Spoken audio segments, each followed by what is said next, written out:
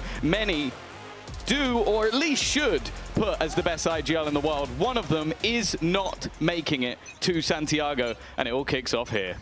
Barriers up, and away they go. Fnatic playing quite passive down the bottom of mid. They've already been smoked off, but the pressure's coming in elsewhere as Liquid get aggressive on A main. The dog, the boaster, was trying to break all the ruse as Wayne finds one on top of his wall. An orb as well on the way out. Good early economy for them. Fnatic try to recover this man disadvantage. It's doubled up from Liquid in this corner. So much damage done in a previous game by Camo, but this time we see the numbers equalize.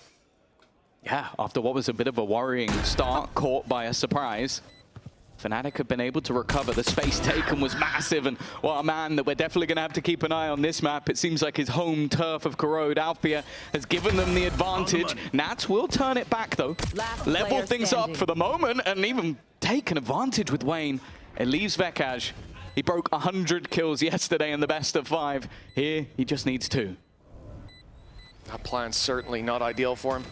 Got to get a move on now with the smoke down. Suspects a player in heaven. Great read from Vekaj. Goes in to stop this before it gets too far out of hand.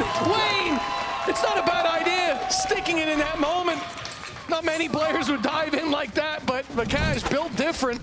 That's going to be a Red Bull clutch to kick us off. Of course, it had to be a Fnatic clutch to start out the game. It's something we expect quite a lot of. I'm sure Wayne would have been...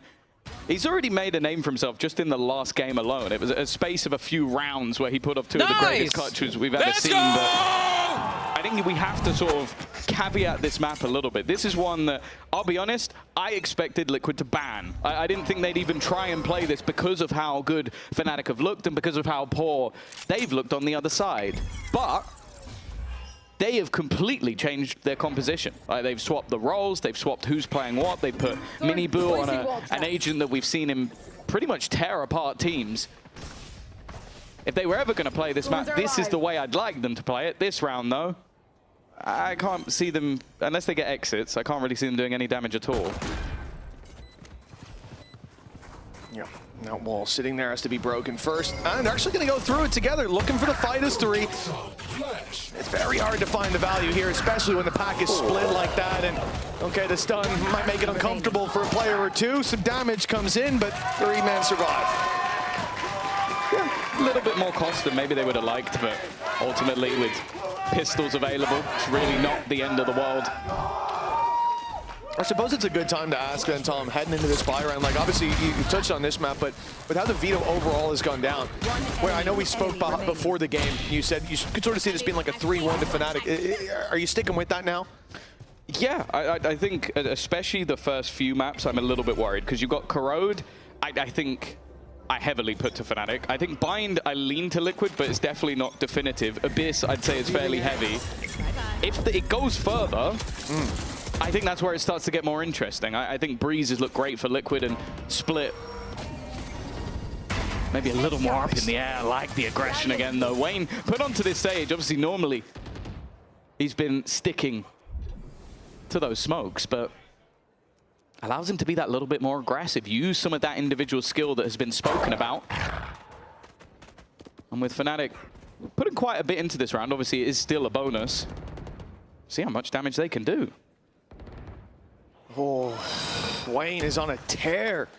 Yeah, I mean, you started this map out talking about him, and for good reason. Yesterday, those 2 clutches. He normally only does it when everyone else is dead, though. It's a bit unfair if he just does it at the beginning of rounds. And it's going to already clearly be an annoyance in terms of that wall early on. We've seen it towards A main, but we know that there's plenty more angles. This could come into play. A nice attempt with the flash thrown out, but the number's already too far behind, and Wayne will be the one to find a 4th. Rez online coming into round 4, and 1 on the board for Liquid.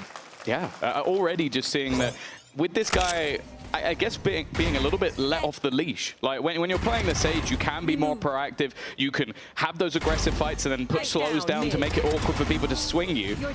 And just giving him the backup to use some of that individual skill, which, hey, if the guy can get 3 kills while on 5 HP, imagine what he can do on full HP. A great round for Liquid to kick off. But as said, this is where Fnatic have their buy. They have an ultimate available, although so does Wayne. And we'll see if they can now start to build into this attack side a little more.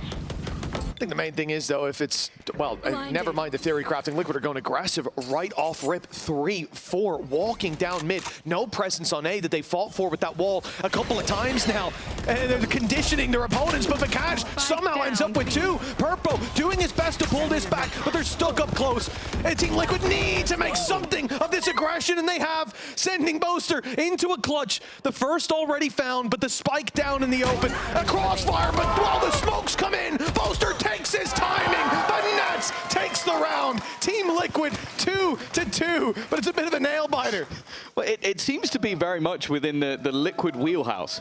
We saw this versus Heretics. I think we saw this versus Vitality as well. Their goal is not to necessarily beat you with their game plan. Their game plan is to stop your game plan. It's get in your face, it's get scrappy, it's fight you before you can get anywhere near what you wanted to achieve. And this round is all about that. They never stop pushing. They're fighting for the spawn towards the end of the round. And while Nats, sure, it came down to a clutch, but they now get a huge economy advantage. They get to come in with an outlaw for this next round, and, well, Fnatic, a few pistols and a Guardian. It's definitely a low buy. Nice exec already. Kayak, though, not able to punish that kill up close. The quick reaction to Camo got him out of dodge in time. And Numbers here should be able to avoid that util coming through. Camo actually, steps back from the stun, but he might not even be needed. Coming through that smoke is clearly a death sentence, and the brakes pumped now for Fnatic. The Guardian they have in play, the only real strength of this round, and do still have that steel garden to fall back on. I mean, if they can find a pick, maybe that gets them into the site, but the Numbers thinning out. They need a way back in. Crashies has done well to find one. I still see Alfia alive, and I still believe that maybe there's some hope. He's been having unbelievable rounds on this map. Camo, you need to be careful with peaks like that when he's got a Guardian in hand. He's going to get tagged up by the Tiger, but I don't know if there's really a world where they push this, and honestly, I don't mind that from Wayne. He's been getting so many kills that the res will likely come back online in a few rounds anyway. And instead, they're going to put the pressure on. Eventually, they'll seal the deal. It took a res, they baited an ult, but ultimately, it is still Liquid to extend and get the lead. Well, I think coming in with the low buy, rushing into that site where, you know, they're denied their initial aggression. They had the stun put down to try to catch Camo, but he gets out. All things considered, that's a pretty big win, just getting the res out. I think Fnatic will have a smile on their face coming out of that round, but coming into this one, full royalties for them, rifles and credits put on the line. This should be where they put it on the board. They don't let Liquid run away with things for too long, as the lead was just claimed. Yeah, I think also Liquid in this map can take those risks because they must almost expect to lose it. You see it again. Just an immediate fight forward. Constant pressure being put on. Hunter's Fury even going to be used, but Purple is flying ahead of it. Camo is as well. You're expected to flee, fall back, run for the hills when a Hunter's Fury comes through, but instead they fight forward again. The W key constantly being pressed, and Wayne just isn't stopping, going for more and more. Only one standing in Crashies. As 4 players remain on the other side. The first comes easy, maybe not. Doesn't even get that one. Wayne on 2 HP. 4-2 for Team Liquid on the map that we had questions about how they'd perform if they could match up to Fnatic. Well, in the first 6 rounds, or as the 6th ends, a timeout coming from Fnatic. They won the pistol, the follow-up, and nothing really since then. And Team Liquid's staple early aggression. Let's go! Let's go! He's dead right, in their face. That's how they're playing. Heads up Valorant. And it's different positions every time as you try to slow them with the smoke, or even as key. The best defense, a good offense, and Liquid putting that to practice on the server. 5 seconds left, the timeout from Fnatic. What's the fix been? And this won't be the round we see it most likely. Again, it's going to be that low bite. They did well last time to get some ults out of them, but, well, no pressure on the shoulders of Team Liquid to start. A 5v3. Also, no need to continue this aggression, but they are feeling it, and that could be their downfall. Pride does come before the fall, and a big mistake there to continue pushing the issue. You get into the mindset of W gaming, and sometimes it's hard to let go. They've given guns over. Fnatic were happy to play much further back, but Nats taking out Vikash. Now leaving Boaster in the clutch again, and is he going to go all the way around to maybe even try and link up with his teammate? No, it was a bait. It was a bait to try and get Boaster to look the other way, try and get him to lock in on a different position. In the meantime, Nats is right back around this angle once again. Still means there's a chance for Bosa to isolate the fights, though. That's the main concern. They are just waiting for that plan to come through. Whether it will be orbital strike, I mean, it will be a big commitment to throw in. But the molly, on the other hand, that's going to block them all from the rotate, wrap around from Nats, contain that smoke, and spam through to take Boaster down. An unusual strategy. I don't know if he planned for that with the gap in the molly or if that was an adjustment, but either way, very well handled. Another round for Liquid, and yeah, they do overheat. I can almost understand it. They just called a pause. You crush them like that right away. But when you're up against that low buy, continuing the aggression, it's usually a bridge too far. That's crazy. I genuinely think if we ever introduce agent bans and you're playing up against Miniboo, you ban Neil. You just do it every time. Yeah. Like, he's been doing things all the way through this stage that I saw a little bit. That was what it was. Hey, where do you push? I felt like he was going to say something much meaner than that. He's like, no, remember who you are. You're the nice guy. Tony map one. Tony map one. Save that for the third. Oh, 5-2. A 5-round streak from Team Liquid here. This is the map you almost give to Fnatic, and well, Liquid are giving them nothing. I almost got him through the wall there. Alpha's wondering if he was seen. And there's still aggression coming through. This time, it will be punished. The slow goes in, the orbital strike, but there's a gap, and these players are safe, able to just about get out.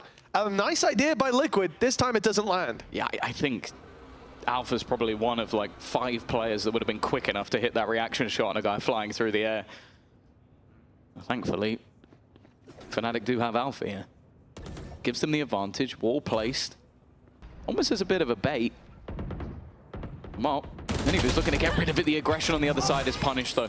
The push and pull of Fnatic starting to come into effect, and you look how open that B site currently is. However, Nat's getting in early enough. He's going to be able to smoke it and slow them down. This is so good from Alpha. The second his wall got tripped, he walks back. He feels that space should now be that bit more open. And he could be right if noise was made on B.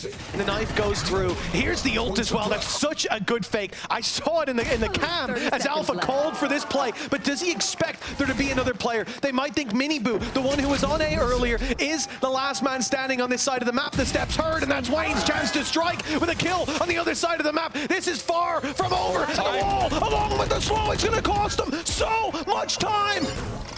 Fnatic make it in. The slow buys them space, but they need to stand their ground on this swing, and just about in the nick of time, the plan comes in. A recovery on what could have been a disaster for Fnatic, and only Nat stands in the way of their victory now. It doesn't have any utility to play with, whereas, well, you can see the stars falling from the sky, things starting to align for Fnatic as Nats is basically hoping for a mistake, and he's going to get flanked on instead. Kayak with the wraparound, and Fnatic will gain their third round, a break in the streak of Liquid.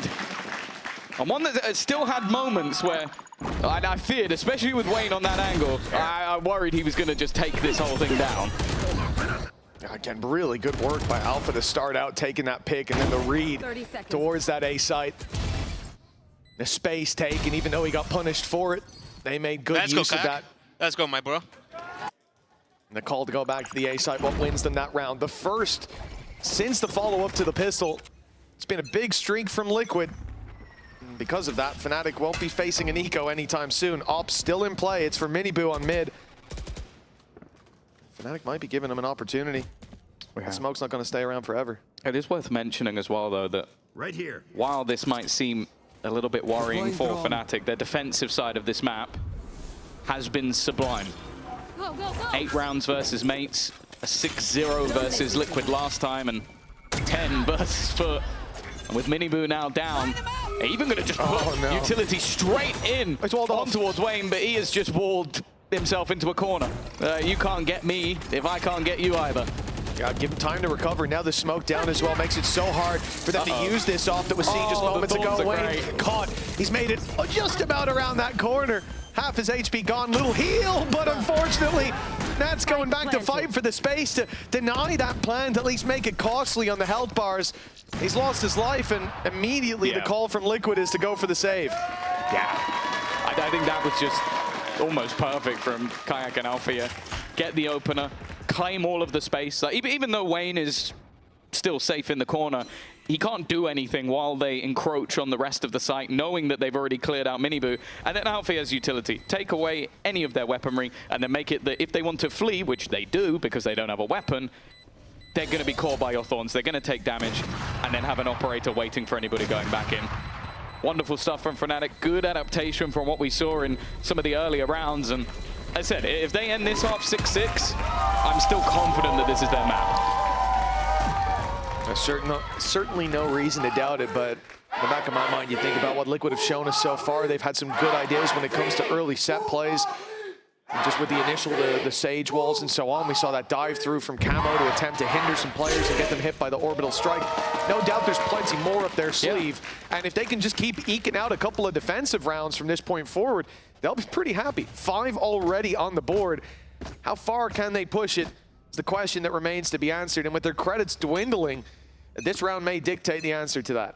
Yeah, it's very cool that they have this many set plays on a comp that they literally didn't play the last time they played this map, which was yesterday. So it's clear that Liquid have been working on multiple different comps. Either that or they stayed up all night, which would be a terrible idea, and I don't think they did that. I hope not.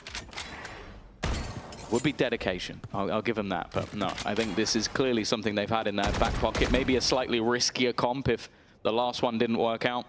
Smokes down. Which it didn't. But again, Fnatic doing what Fnatic does best. These slow rounds, figuring out the map, looking for openers, giving Kayak opportunities to try and find a pick with the operator.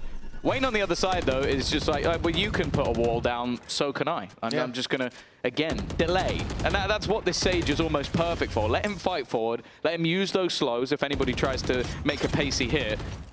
And then let me make it more awkward for you. You have to break this wall, otherwise walking through this gap, it makes it very easy for me.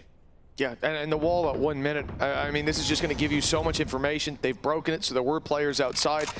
Team Liquid happy to sit down on that control, push up towards B main as well, take that deep information, and from there, Fnatic almost forced to run into a stack. Now, they've only seen one with that suppress. They know now no one's in the corner. You start to think that it could just be that solo defender. Yeah, the Sage should be somewhere now taken down. Let's see, one guy left on site. Let's go in, but there's actually a backup. There's a second player here. Flash pop. Purple still standing. Dominates the duels, and the round is for Team Liquid. As a result, that third man flying under the radar has caused it to come crashing down for Fnatic. It's just... There was milliseconds in that. Literal milliseconds. Him trying to jump out of the way to flash his opponents and then landing both shots in that split second. Because even though it was so late, look, 10 seconds on the clock here, 8 as he goes for the kills. If he dies there, they still get the point, they still win the round. Like, that is how much of a margin that came down to for Purpo. Look at my molly. Wait. And as you can see, well, he had no choice but to look at your molly, mate. It almost killed him. But to be fair, even if he just cost him an extra 1 second, molly lands, still can't get the plant. It's a really nice play from Team Liquid, and I think they responded to that info perfectly. Again, that late wall from Wayne, buying so much information, and you have to really commend Liquid for what they've brought to bear here today. As you said, that quick turnaround in the comp, but this looks like something that's been rehearsed for a long time. Except for that fight. But the second man there, again, it is kind of a bait. It is literally bait. It's you're going to fight. I assume there should have been some sort of retreat plan, but that plan wasn't taken. And then you've left Miniboo. The problem is he now feels like he needs to get a kill. Otherwise, it's just untraded and you've fallen back. And, well, even if there was a trap in play, if Fnatic avoid it now, they really don't care. Well, this time they wait outside that wall.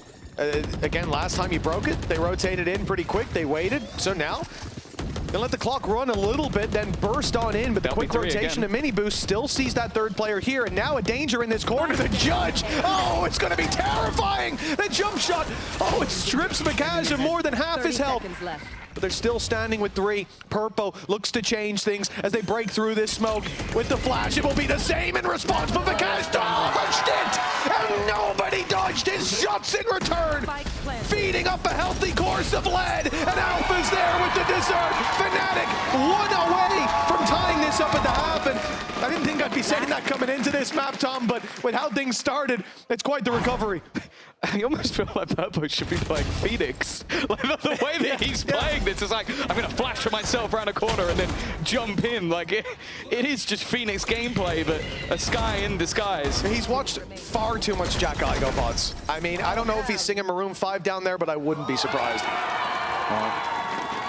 It didn't work out this time. Vekash definitely ready to play that anti-flash. 6-5. This was looking pretty damning at 5-2, but as said, Fnatic comfortable on that defense. This is so aggressive from the defensive side, and again it's working out. Minibu's running through his own teammate Smoke, and it's worked out wonderfully. Just a complete wipe down off that Neon, and they'll take the lead at the half. You know, it is a bit derivative to say there was no strategy to that defensive side, right? They had set plays, they had plans, but it feels like they threw the playbook out the window in favor of brute force in so many of these rounds. Liquid looking strong on map 1/1. More to come after the break. Your body knows. A sense of victory. Seized when mind, movement, and gear ignite as well. But as said, this comp has been far more impressive, more exciting than anything else we've seen from them on this map. So if there was ever a time to believe that they could steal Corrode away, the one that's, I feel like, meant to be the surefire win for Fnatic, this might be the comp to do it. Well, 2 rounds between them. The pistol could put Fnatic on equal footing or send Liquid flying into the lead early on in this best of 5. And on the map, I think most people expected Fnatic to have a fairly easy time, but it's been anything but. It rotates from Liquid. And again, they've shown presence A main. Now 2 players coming through this connector. I mean, this is clearly a split of the A site. That's clearly where they want this fight to go, at least from the perspective of Fnatic. But as we can see, there's something else cooking here from Liquid. And although Boaster's getting suspicious, he will be the only one on that side of the map when 5 players come bursting through the gates. I don't expect him to do much other than grab the info. I'll see if he can get one, it would be nice. But yeah, he's sitting all the way back, hoping to try and maybe just hold on to some of the space. That'll be a bigger issue. If they lose full control of everything, it's going to be tough. Vekash has already just gone through and managed to get himself one for free. That's Nats out. He's the exact guy you'd want in a post plan. And in the meantime, Liquid have got aggressive. They've taken full control of the spawn and even swinging back in. Boaster not quite prepared for Minibu to be that aggressive in the last 2, only just getting into position. Well, nice shots from Crashies, but 1 kill, 2, still 2 more to go. Minibu up top will swing wide, and the Bandit closes this round. Liquid 8-5. With a pistol already under the belt of Fnatic. Again, you know, if this was the second pistol for Liquid, you'd go, well, that kind of explains the scoreline, but they've looked better when it comes to rifle rounds. This is very worrying. There were moments. But again, I do feel like it's almost going to get to a point where you're the coaching staff, you're Loan, you're Yatsin, you're watching Minibu play Neon and just go, we just got to put him on every single map. Like, he just runs around and fries people while they're trying to just set up for things. Like, he's the most disruptive player I think I've ever seen play this game. Well, let's just say Fnatic have got the read wrong here. They're all outside B. Everyone on Liquid's outside A. So unless they do a fake and run all the way back, which they're not doing, I think this is just going to be 5 players trying to die to the spike. Yeah, there's a pretty good chance. At least an orb found for Crashies. 4 away from the Hunter's Fury now, but for Liquid, this is the chance to build up major economy. They've already got the 1 pistol in the form of the Bandit in play. So for Fnatic to actually do damage, they need 2 picks. Playing back in with these classics, that's not going to be very easy. Alpha's at least got the Bandit. He'll go first, and he will go. Indeed. Straight out of the round. And Bonchon's getting anything out of this one. That's just the calm of Nats. He completely ignores kayak diving over the top because he knows that, okay. This really shouldn't be very costly, lads. This should have been a nice clean one. This should have been very easy. You've just lost yourself 3 players. What just happened? And yeah, that was a couple of SMGs gone. Okay, it's not the end of the world, but 1 rifle goes with it. And yeah, that is as good as that ever could have gone when you gamble on the wrong side of the map. Yeah, especially with the initial fights going the other way. They've done a remarkable job. I need to see what Crashies did here, because he was tucked in the spawn. Look at this, it's 5 versus 2. There should have been no damage from this point forward. Kaya gets a lot done, but then... Yeah. The thing about Crashy is he can just do things that nobody else can. Like yesterday, he was playing on the stage, and I was watching him stream as well. It was really weird. Yeah, right? I don't know how he did that. Super positioning. That's a next step in quantum computing, I believe. I'll have to have a chat with him after. Figure that one out, pick his brain. 9-5, round 15 sees Liquid pick up the pace straight in towards this A site, but they're falling flat as they go running through that choke point. There's only 3 left, 2 losses, damage done to Wayne. That's almost taking him out of the round. 1 HP clutch? Oh, he healed. Yeah, there's the heal at least. He's also got some coming in from Sky, so back to reasonably decent health, but man advantage doubled up on. 2 scene. Taking their time. Ooh, almost. They do have to be a little bit careful, but Nats has now gone on the other side. Wayne, he's a little bit healthier. Also has res. I don't think he's getting out of here alive. Well, Crashies makes sure of it. 3 players standing back onto the board for Fnatic. And well, yeah, I think we've just witnessed maybe a small piece of what Liquid are going to be attempting. That was so quick on their way into the site, but Fnatic do very well to deal with it. Yep, they win the opening fights, and I think there's no reason for Liquid to come into that underestimating their ability in those duels. That was this time it didn't land. Minibu lights him up and just, misses probably 6-7 shots in a row. That's what happens. But he did a lot of damage, and I think the potential is there when it comes to the buy rounds that Liquid are about to pull out. A res there as well, so even if they stumble early, they can pull players back in. They have to contend with Crashies on this big old gun. You know, if you can't beat him, join him. And he's doing a good job at least to start. See if he can have that same impact over mid that Brock did way back in Champs. How's he gotten away with? He's out of there! That's madness. And with Purpo and the Sage, Purpo can get healed back up, and then he can heal the other player. Double healer That's comp. ridiculous. I don't think that's something that they thought about too much when playing it, but that's got to be infuriating for Boasty. You have a guy dash in, dash out, and then just run through the smoke and find a pick. Kayak's now going to try and beat them at their own game, but Purpo just waiting on the other side. A double opener. Still 2 players wait on that A site, and Alfie has just been sitting on B waiting for someone to eventually peek him. I don't think they're going to. Surprised he's not yawning. There could be a chance to pull this back. 100 Fury's still there, but Crashies has to secure his back, and it's this pick. Oh no! Dear. That could decide everything. Well, decision made. It's not broad. Nakash did dodge that flash, though. They won't expect him to be this far forward, but the chance converts to 1 kill. And Alfier probably just wants to save this weapon for the next. Good thing he's got his wall behind him.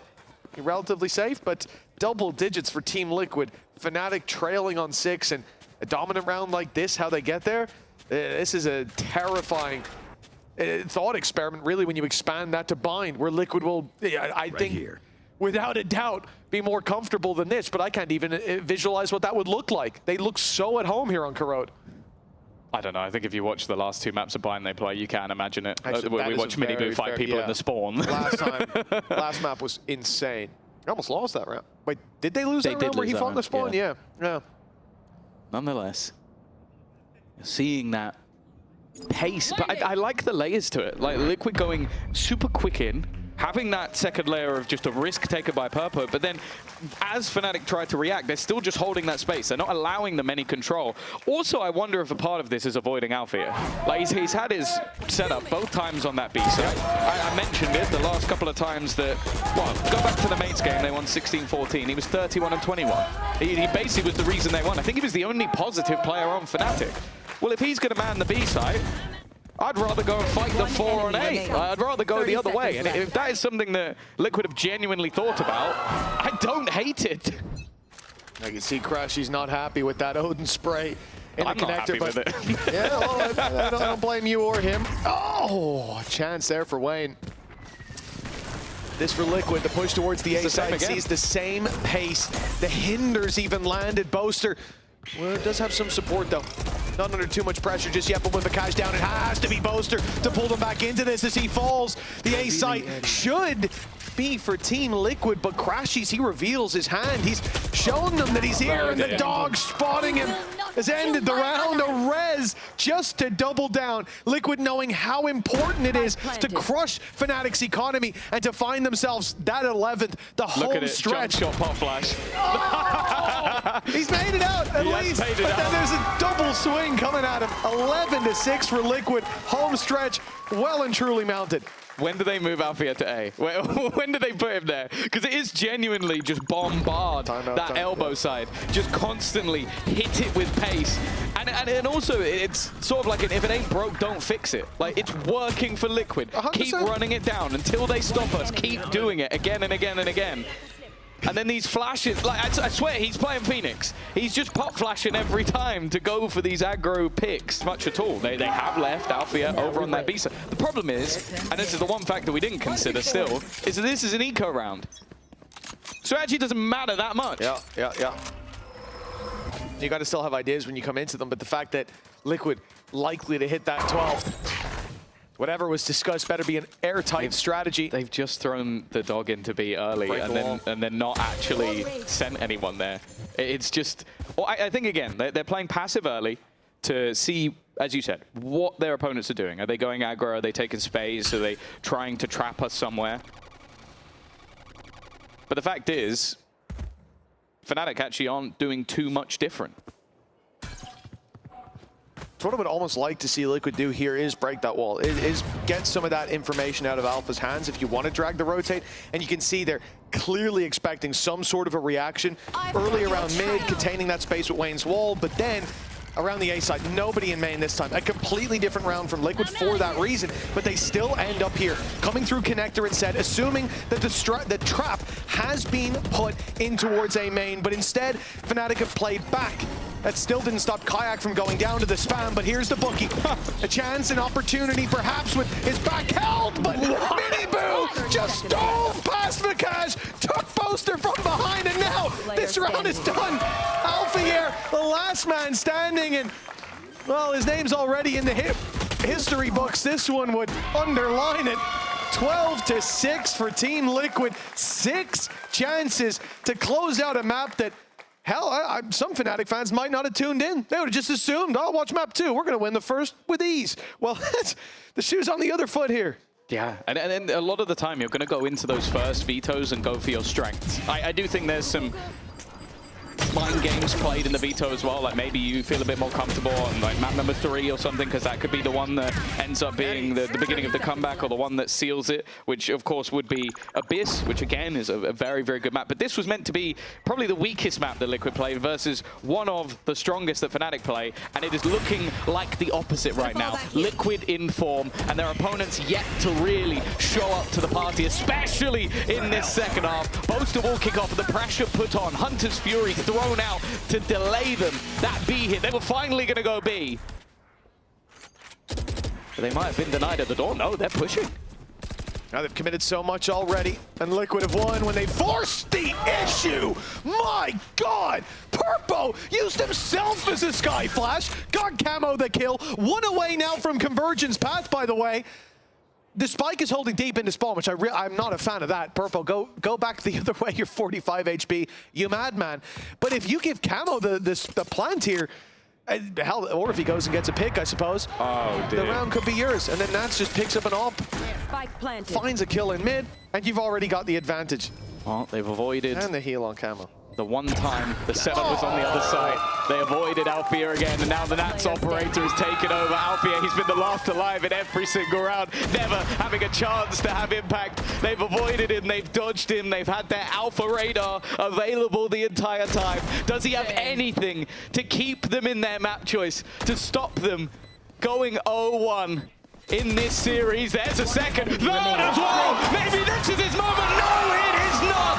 Nats will stop him accessing the site, and Liquid take their opponent's choice. They did it on the defense just yesterday, constantly pushing the bounds. As said, there was moments where Miniboo was in the opponent's spawn killing them. So they need to stop this guy early. They need to remove some of that confidence. Otherwise, yeah, I think they're getting 3-0'd. Could see Pal in the face making, Pal in the crowd making faces while you were going through that. I was about to say, he's joined FaZe? Yeah. Get that mana raise. Well, Team Liquid 0-0 starting out as the barriers go up. They have already swapped spots with the attackers. Minibu loves going down deep into their spawn, and he's found the first blood onto Vakash. You know what, Mike? You wanted to see him on his feet. I don't think he'll be standing up. I was going to say, he was doing that to Chronicle. Why would he fear doing that to anyone else? Happy to run it down, happy to put the pressure on, and for the attack side, we've always known that Fnatic like to feel out the map. They like to go looking, they like to find information, but you're going to have to almost switch your style up a little bit just to stop those early kills going the way of the defense. For now, at least, Crashies is trying to sell the idea that this is an A hit, but the other players are not looking like they're going that way. No, this is quite a clear late play to beat. Minibu standing by with the Sheriff. Remember, they don't have to commit to these fights, already having that advantage. The fall back as Purpo still has a flash. They can play back into the retake, fight out of a smoke, take that front sight control. Minibu's caught a bit in the open here. Already down to 50, revealed as well, but this is what it's all about. Waiting for that flash. Minibu going down makes it a bit more awkward. And Crashies still had vision, took Purpo down, and puts Fnatic into the lead. Oh my, Alpha! It's a messy fight. Nats ends up with one somehow, but it might not play a role. And in the end, it's a cleanup for Fnatic. Yeah, good trading. Good fundamental play. I think that was some of the issues they had on the last map, was just being caught isolated, and they end up losing those fights. And after it happens again early, like, look at where he is fighting people. It's closer to your spawn than it is to the site. But it's the way they have their opponents back, and a little bit of luck, you know. It happens sometimes. 1-0. Come on, man! Come on, push us! Maybe he saw what Nats was talking about earlier, about putting the pressure onto him specifically, and try to show that, okay, you got the first map. That doesn't really mean too much. They know they're going to push. Of course they know they're going to push. So spamming that smoke makes a lot of sense. Nats is still here. Oh, Althea just quick enough. That could have been deadly. Instead, oh, Kayak. He's taken space on the other side of the map, but at this stage, I feel like the remaining two are just going to look to go down to that spike. Planted. I almost thought he was going to TP out. Play with the rest of the squad, not take the risks, but It's not got much to Kayak's lose. sticking around, yeah. Even giving that over to your opponent. It's not going to be the end of the world. Maybe Alpha will be a bit angry, but the rest of the crew can still take that body shot. But this is the start that we wanted to see for Fnatic after a devastating loss in the previous map. You need something to get you on the horse early, and at least finding the pistol, having a relatively clean second round as well, and even farming up quite a lot of orbs. You can see Alpha's now the one with the Marshal hunting down towards this A site. He is 2 away from a showstopper, and in the next round, that could help out a bunch. TP taken though, those players will be hunted down. Alpha has a chance. He could end up with one, and in fact, both kills, a 3K here. That has given Alpha He gets the gun. his ult, and indeed he got a rifle on the run out. So a huge round in the end for him. And Fnatic, they come into the next round, rifles and a showstopper. Yeah, that could have gone really badly. Like, they drop the Vandal on the floor. I think it's Crashies that fell. Yep. But the fact that, yeah, Alpha cleans up the mess, gets his ult, and then picks up the rifle at the end, that's about as well as that ever could have gone from the scenario they were in. And this man as well, going back to some of their previous games on Bind, it was just on an absolute tear, flying across your screen at a million miles an hour. I think they're going to need him here today with how his opponents have been playing. And one of the things Liquid did very well on the last map, especially on the attack, was they avoided him completely. They just went away from the final boss of EMEA. Went and did side quests, which included winning rounds. There. Scout destroyed. It'll be harder to avoid him here, especially when it comes to that attack side. Tip of the spear so often, and especially expected to be the case here. That showstopper to bring them into the site, and it will be B. It's under threat. We've seen this before, though. Purpo playing towards that elbow, flashing out. The delay of the snake bite, but a little different when Nat's going to invade that space. He's gotten so close, but a beautiful seize reveals him, gives the pick away, and now the pressure truly on. The showstopper still not burned from Fnatic. They've got that as a safety net, and they'll keep it as one in the back pocket for a future round, as the third seems to be coming easily into their favor. Team Liquid, they're going to concede. They're running for the hills, and no surprise, Tom, they barely did a lick of damage, let alone no picks. Yeah, I think that's just good research. Like, you look at the last map, and it's a surprise. There was nothing in that composition that Fnatic could have done their research and read into and countered on the day. They didn't know what they were up against until they saw it in that moment. In this map, it's very different. Right? Nats has been doing these things for however many years. I go back to 2021, he's still doing some of the stuff he's doing. You could see that Fnatic were ready. Okay, they've put up this smoke, they put this in position. There is a chance he's in this gap. Let's make sure we check it. And that's always where Fnatic has done some of their best work, is if we know what you're going to do, we can beat it. 3-0, it's early days, but it's already looking far better than the last map. Yeah, and I think even from the pistol, from seeing Boaster stand on his feet, get a little bit loud, it's so important to have the squad. That's so unlucky. I thought it was the C's. Yeah, it was too far back to actually reveal him. And that barrel was what cost him in the end, and who knows? Hey, hookah boy! Hookah boy. All right. But no, it's so important to see him bringing that energy up on the team, because you can imagine how low you feel after a 13-6. You know this is your last chance as well. You'll be watching Santiago from home, and the energy's looking better on Fnatic. But in this round, the opening pick goes to Liquid. Wow, that has been the thing for Fnatic. Okay, sure, you had lock-in where the first tournament of the year came with a trophy. But in 2024 and 2025, they did watch from home until coming back at stage 1. That's nice from Camo, though. The slow, perfect. Giving them a 2-man advantage. Minibu incredibly low, and while Wayne's play is going to be fairly one-dimensional with him sat holding on to Hookah.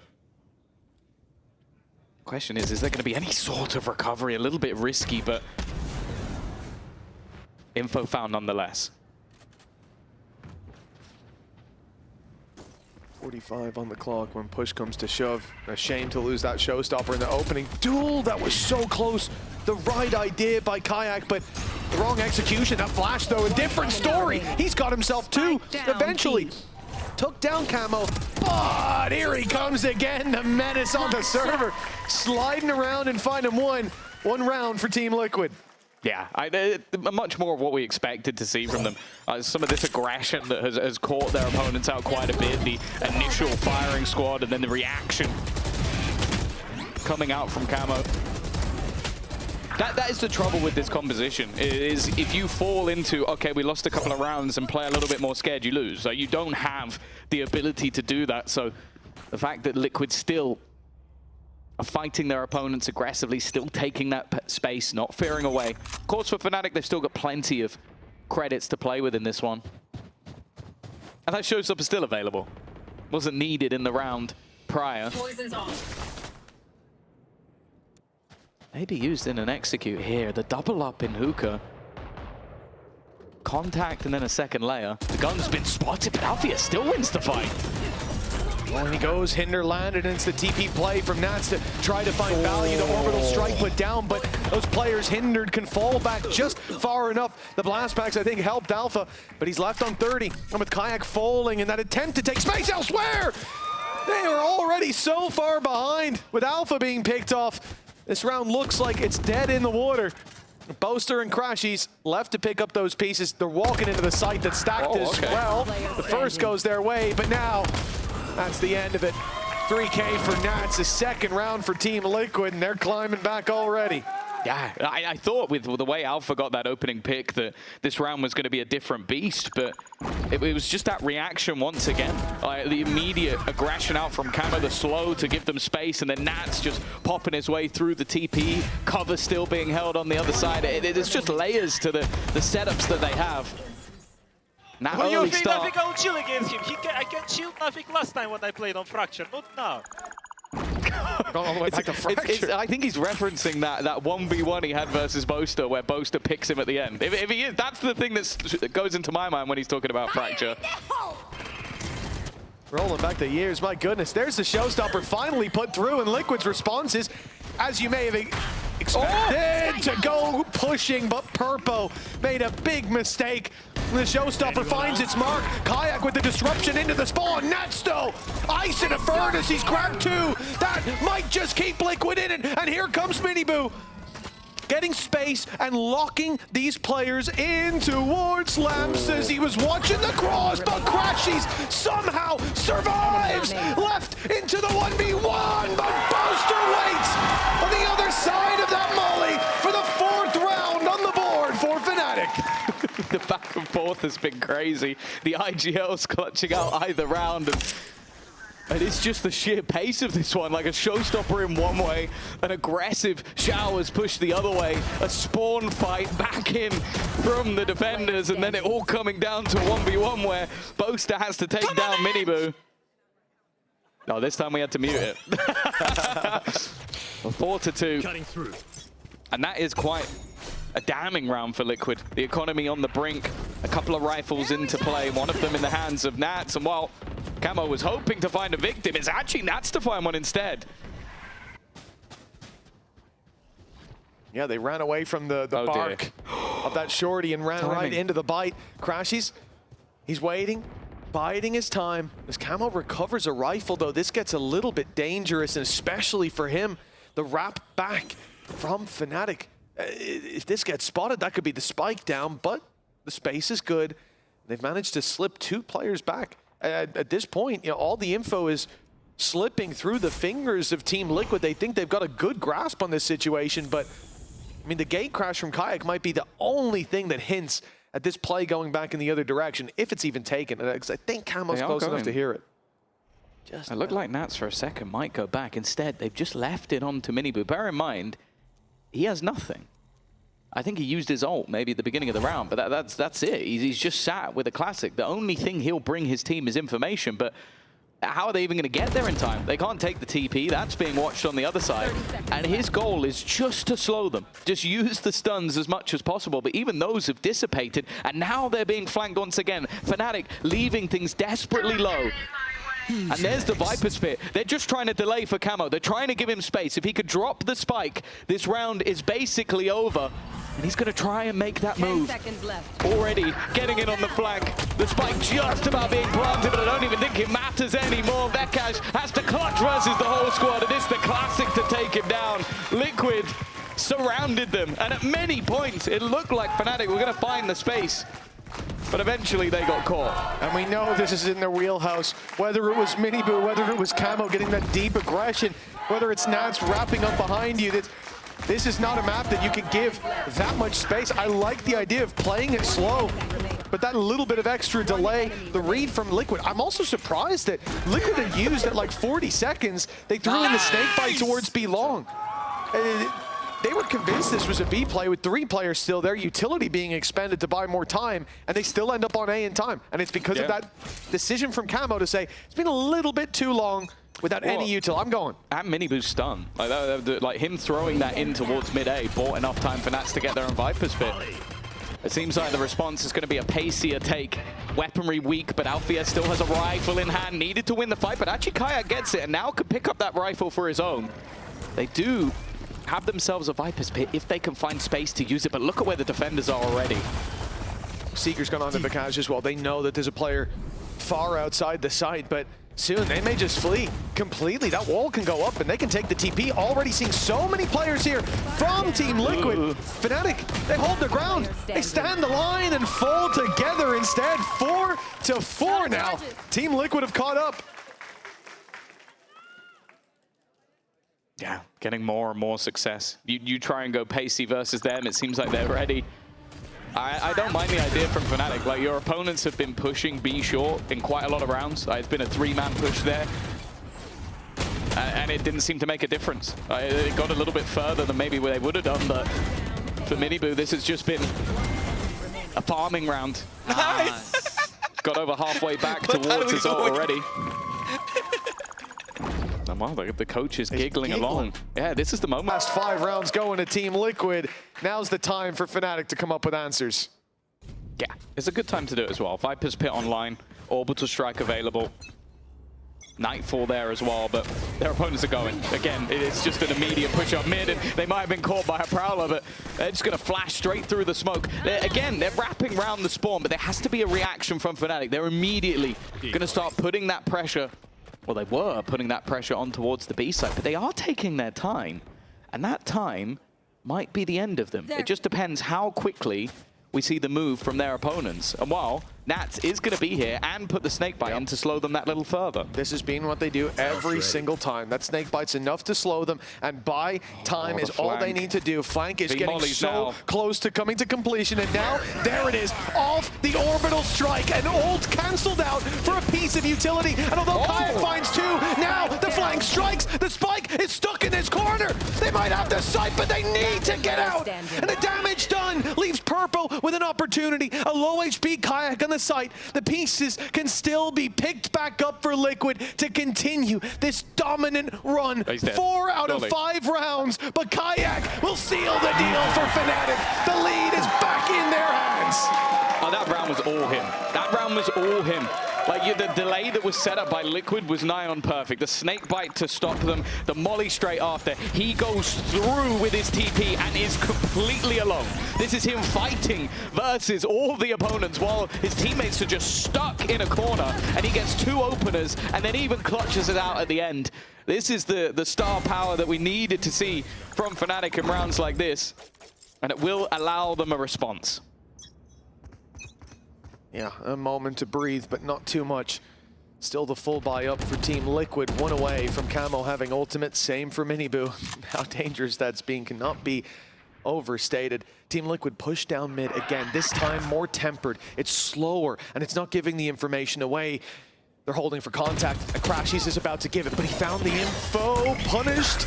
Perhaps that flash was perfect. Still, shots from the side are making this awkward until Vikash goes down. Now the players on the side have to worry about their flank, and somehow Wayne keeps the trades equal. A 2 versus 2. Smoke's down. It looks like Nats is going to come around to meet Purple. They'll both play this from the flank.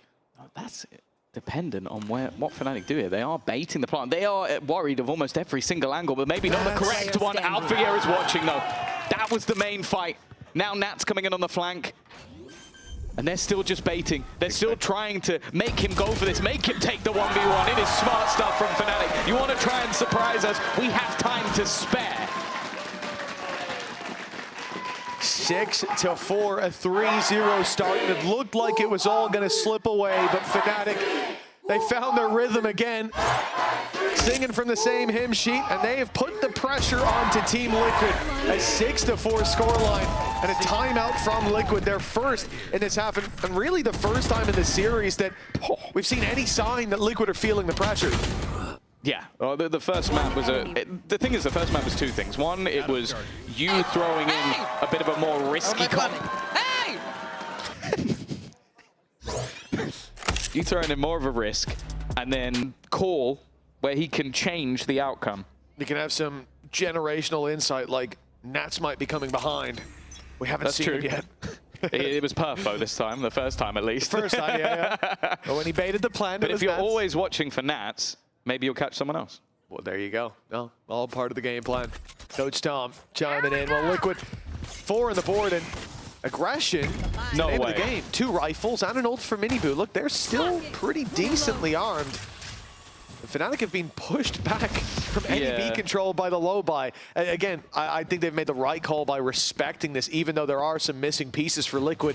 They won't be pulling any punches with what they've got. Although now, Miniboo's ult shouldn't be there anymore. That's the problem. That ult doesn't last that long if you don't kill anyone. So it's faded because they sat so far back. One of the main pieces is gone. I'm a little bit nervous seeing that orbital strike online because there's been so many set plays involving the slows, and with Camo also having the convergence path, there's real potential to combo those 2 ultimates together, which is, again, something we've already seen. And with Fnatic playing so slow, that potential builds and builds and builds. You can even see that Wayne is sat in the spawn. He's making sure he can rotate into the right place. The problem is they've kind of been faked out, and that's going to make it a lot harder for him to do his job. 2 players spotted as well towards this B site. All the info there for Fnatic. Ults coming online in this and the next round. This could be a dominant close to the half. Team Liquid trying to thin out that herd, but only the 1 to be found, and the trade so quick from Fnatic. There is nothing to be done but sit and watch as 6 turns into 7. Fnatic, 1 round left to play in the half, and it looks like they've recovered control. Yeah, unfortunately on the defense, it is a lot harder to avoid Alfia. He is 14-7 right now and has just been ripping heads all the way through this half. The thing is, I don't mind the idea of having those reactive ultimates, but with the dimensional drift online, I think Kayak was able to get them so much information that they're like, okay, at some point, we are going to see Wayne pop this ult. So we just have to be aware that we need an angle to play around, and that's exactly what they did. Well, one last to play for, and you see what I was talking about. Viper's Pit, Nightfall, and Showstopper all available for Fnatic off Info the gate. get in post-plant is pretty good. You've got a whole round in front of you, and for Team Liquid, the expectation, clearly, in Fnatic's camp is that there's going to be some aggression. The one ult that they have certainly lends itself to that in the form of the convergence path on Camo. So you see Fnatic just sit back. They're willing to let Liquid make the first mistake, and they know that if it comes to crunch time, they stand a pretty good chance with the ults they've got. Provided Alpha stays alive, he's the guy that's got to get them in. Yeah. Luckily, Kayak has also been having a pretty good game, so they've got a decent backup. But 4 players on this A site, all setting up ready around that singular ult. The man on the other side, it's Nats, so fair. It's not a bad man to leave alone, but I think this might be easier said than done. Alfia already setting up, 40 seconds left. No one is even close to rotating. They'd have to dip through the TP, and that's as bad as it could have gone. Viper on Viper, Vekash takes him down. That leaves the site open for free. Nightfall will be thrown in. They've got the information, but this is where that fast flank through the TP needs to come in, and the Showstopper is going to buy them. Well, don't buy them time. No, he's just going to send it. Yeah, he's done damage on a Camo, though. Here goes the convergence path. Now time to dive on in. Could be pressure for Alfia to deliver down below. Hookah, and he's being spun on by Miniboo. Another perhaps, but no, the Kaz is there to greet him. A lead present sent his way. Wayne, looking the wrong way. He's being sliced up, and Fnatic 4 versus 2. The godlike performance needed for Liquid, needed from Camo and Purpo. As the time ticks, another found, and it's down to just Kayak. They've done it. Every shot landed for Team Liquid. And a defuse puts them 7-5 at the halftime. That round looked like a done deal, Tom. I'm genuinely baffled by the fact that they've managed to turn that back around. I was fully convinced after the knife that this was completely closed. Nonetheless, I need myself a breather, so let's go down to Lou, who's standing by with a lovely interview. You know these faces very, very well because yesterday they were fighting for their lives on the VCT EMEA. No, it's madness, like what we've just witnessed, and that's what Liquid have kind of been doing throughout. They've pulled off these absurd rounds to get them back into the game. Now, you have yourself a pistol victory, you're level, you're going into that attack side that was so dominant when they played versus Heretics. But again, Fnatic have already seemed to stabilize, seemed to adapt, seemed to have those calls that can turn things. So Vekash already under pressure. He's running for the hills. He's seen the double dive into the site, and he's having none of it. Understandable. Spike Better to set up for the post, but Vekash is going to be caught, pincered on both sides. Nice play by Liquid. That aggression doesn't seem to be going anywhere. There's still 3 players moving towards the spawn. Nats is wrapping up behind, doing damage, being a thorn in the side and the back for Alphayer as Camo at 10 HP. It takes quite a brave fight indeed, but he's got the info. Last 2 players fully spotted, and you can see Liquid ready for every engagement sent their way. Even if Miniboo goes down, oh, I was gonna say he's likely to. Never mind, little help from his friends. And Team Liquid find the pistol. That gap is closing in on Fnatic. Yeah, this is always the most terrifying part when you face off against this Liquid side, is I feel like this is now the perfect way to activate Nats. Like, you have this super fast-paced aggro into the site, panic stations, everyone rotate, get into position. Nats is like, yep, chilling in spawn. Like, he's always been that extra layer that's so hard to play against, but in this sort of setup, in this sort of meta, it's perfect to just have him in that backline, and that's something that you could even see. Fnatic were looking, like Alfia didn't just walk with his back turned, he was looking for where Nats is, but that has always been an issue, especially on this map, is there's knowing he'll be somewhere, and then there's dealing with him. Well, the easy follow-up, as it often is, Fnatic on classics. And the question for Liquid is, can they hold on to all those weapons? They brought 4 in 3 Bulldogs as well, so still standing a pretty good chance when it comes to the next round, even without the numbers advantage they're likely to have when grouped up. And hello, Miniboo got forced out by a nade, but forcing the fight didn't take it out of his favor. Boaster and Alpha, the last two, and well, he got decisions here. Do you care about... that looked funky. Oh, goodness. Do you care about giving them orbs, or do you value finding some for yourself more? And it looks like... I don't even know what that looks like. What just happened there, bro? All right, end zone flawless. No mistakes made by Liquid, and even Nats is scratching his head a little bit. Hey, he's getting some style points. He's getting tricky with it. 7-7. That second pistol once again, putting Liquid back into favor, and this is where we need to see that response once more from Fnatic. They will come in with the rifles, they will come in with everything they need, but their opponents also have rifles mostly. And I'll be honest, the SMG for Miniboo, not that much of a detriment with how fast he's moving.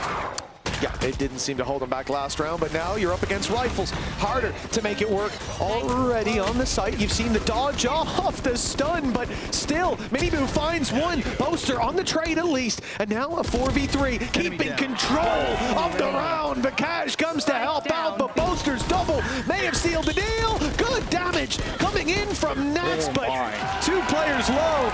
Still 3 rifles carried forward for Fnatic. Yeah, you always have to feel nervous when it's Nats on the other side, but not this time. Boaster was the one to take over.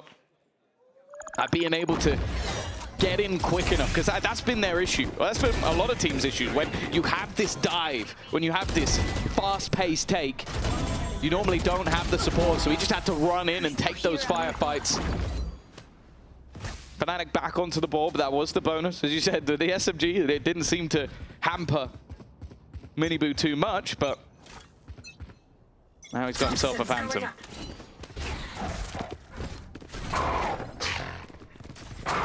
Well, a minute 30, and it seems Liquid are going to be pretty quick with this one.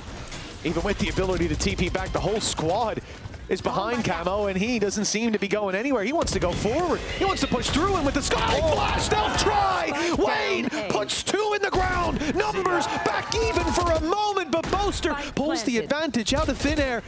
I don't think he wants to keep fighting here, though. A 3 versus 2, a judge on the retake for Vikash. If they don't push into him, that's going to be a tough one to make work. Should be some weapons to pick up behind him. And indeed, they will just wait to take this together. Only 2 left, but it's Wayne and Nats. Nats is facing the wrong way. Oh, it should have been free, but even still, he manages to catch, crashes, and Wayne, in clutch scenarios, has been sublime, and he needs to get past this utility now. The judge should be deadly, and well, Boaster is there again, climbing up that scoreboard, leading by example, and extending Fnatic's lead by 2. Yeah, I mean, having a great map here as well. You know, for Boaster, I think he might come into this as like the lowest rated player in the league in EMEA. And I mean, considering the fact that it's not like they've gone for that lower bracket run early on. They weathered some storms, and I think it just again goes to show the fact that not only is Fnatic my Cypher to keep things more comfortable. You do still now have, even more so, have to be careful when these players are feeling good, because they've been in such great form.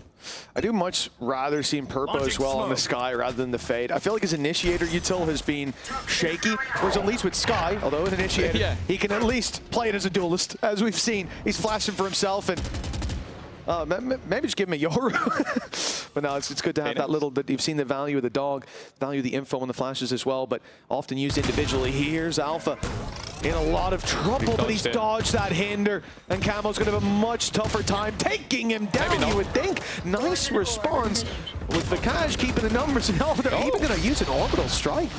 Hey, for a round like this, Liquid have got to be happy to already get a big ult out of the way. Also, Wayne has got quite far. Like, the rest of the players are almost selling the idea that they're falling back off this, and he's just walked into lamps. Now, it's a good thing for the space he's taken. It's a bad thing because he has the spike. So if he doesn't get 2 kills here, they've dropped the spike, he got nothing. That was the low HP player. I thought for sure he'd at least come out with 1, but now this becomes impossible. Of course, it was lower weapons, so the expectations was it would be difficult anyway. Oh, for Kaya, it's just the clean-up crew. 10 rounds for Fnatic. They lost their own map choice, but their opponents is looking pretty good. It is indeed. Yeah, but I suppose as well, you look at Corrodin, the surprise factor definitely comes into play. Des talked about it. I think Kuku was saying that, you know, you come into that matchup and you only get to prepare for what's coming your way. And remember, Liquid didn't just sit back and sort of have setups. They were getting aggressive. And the only time the Fnatic had to counter that was in the loading screen. So it very much limits your ability to react. We saw their game challenged from the very second that barriers went up. Fnatic get to play a different game than they had rehearsed, but here on Bind, everything's going according to plan. 3-round gap, Fnatic in the lead, and a chance to basically make this BO5 a BO3, put us 1-1. Kayak once again aggressive, but he might have dealt a headshot. He's received, or his teammate, I should say, has received one trying to swing from mid. Time to jump. Does have his ultimate online. The problem is when Fnatic have had those disadvantages, a lot of the time we have seen those individuals try and turn the rounds back. I like the setup though. Playing contact with a Cash, but he's not going to be able to stop Miniboo. Just too quick on the slide to deal with, and now that singular disadvantage has doubled. I've got your trail. TP taken, but it's the Seekers here that make this a very tough task. Nade sent early, break the Seekers, stop the Neon from pushing, but now we're in a bit of trouble. Oh, Alphayear, he was left reeling, spinning around that site. Not sure where the danger was coming from, and the trick was, it was from all over. 10-8. 2-round gaps, solid response from Liquid, and 4 ultis coming into next. Yeah, I love the fact that you're probably in that moment shouting like, there's 4 in showers, there's 4 in showers. It's like, but that means there's what? And that's the moment, that's when it first clicks in your brain that if there's 4 players one place, that means Nats is in the other. Just claiming that additional space. Nice, amazing kills, boys. Nothing. Why is he pushing? 10-8. First spy round on the board for Liquid, but as you said, a lot to play with in this one. Showstopper, it's been baited out. They've gone the other way. Can he find something for it? Not quite. Miniboo, the one person quick enough to escape. The overdrive has faded as well, so it's a trade for a trade on those ults, but I'll be honest, I think Liquid will take that. Definitely, yeah, a huge danger taken out, and although Miniboo can do just the same, that Showstopper can pick up a whole lot more, a whole lot faster. For Fnatic, waiting outside this site, all 5 players are here, and although they're sitting in the smokes containing the space, they haven't yet decided to strike until Alpha goes up top now. Here comes the invasion of the A site. Fnatic, they've already found 2. Both falling into the hands of Alphayear. Someone has to fight back on Liquid if the climb back is to continue. And it will be the pit from Nats put in so late. A danger lurking as they've spotted him. The Yoru's looking to push on through, but hold on, Boaster's gone down. Shorty for Nats grabs a double, and the chance still alive. The duelist of purple, as we know him, here on the sky, popping the flashes to buy them time and swinging for the home run. It's a Red Bull clutch, and Liquid have taken this in to punching distance. Only Nats. Only Nats has the call to do that.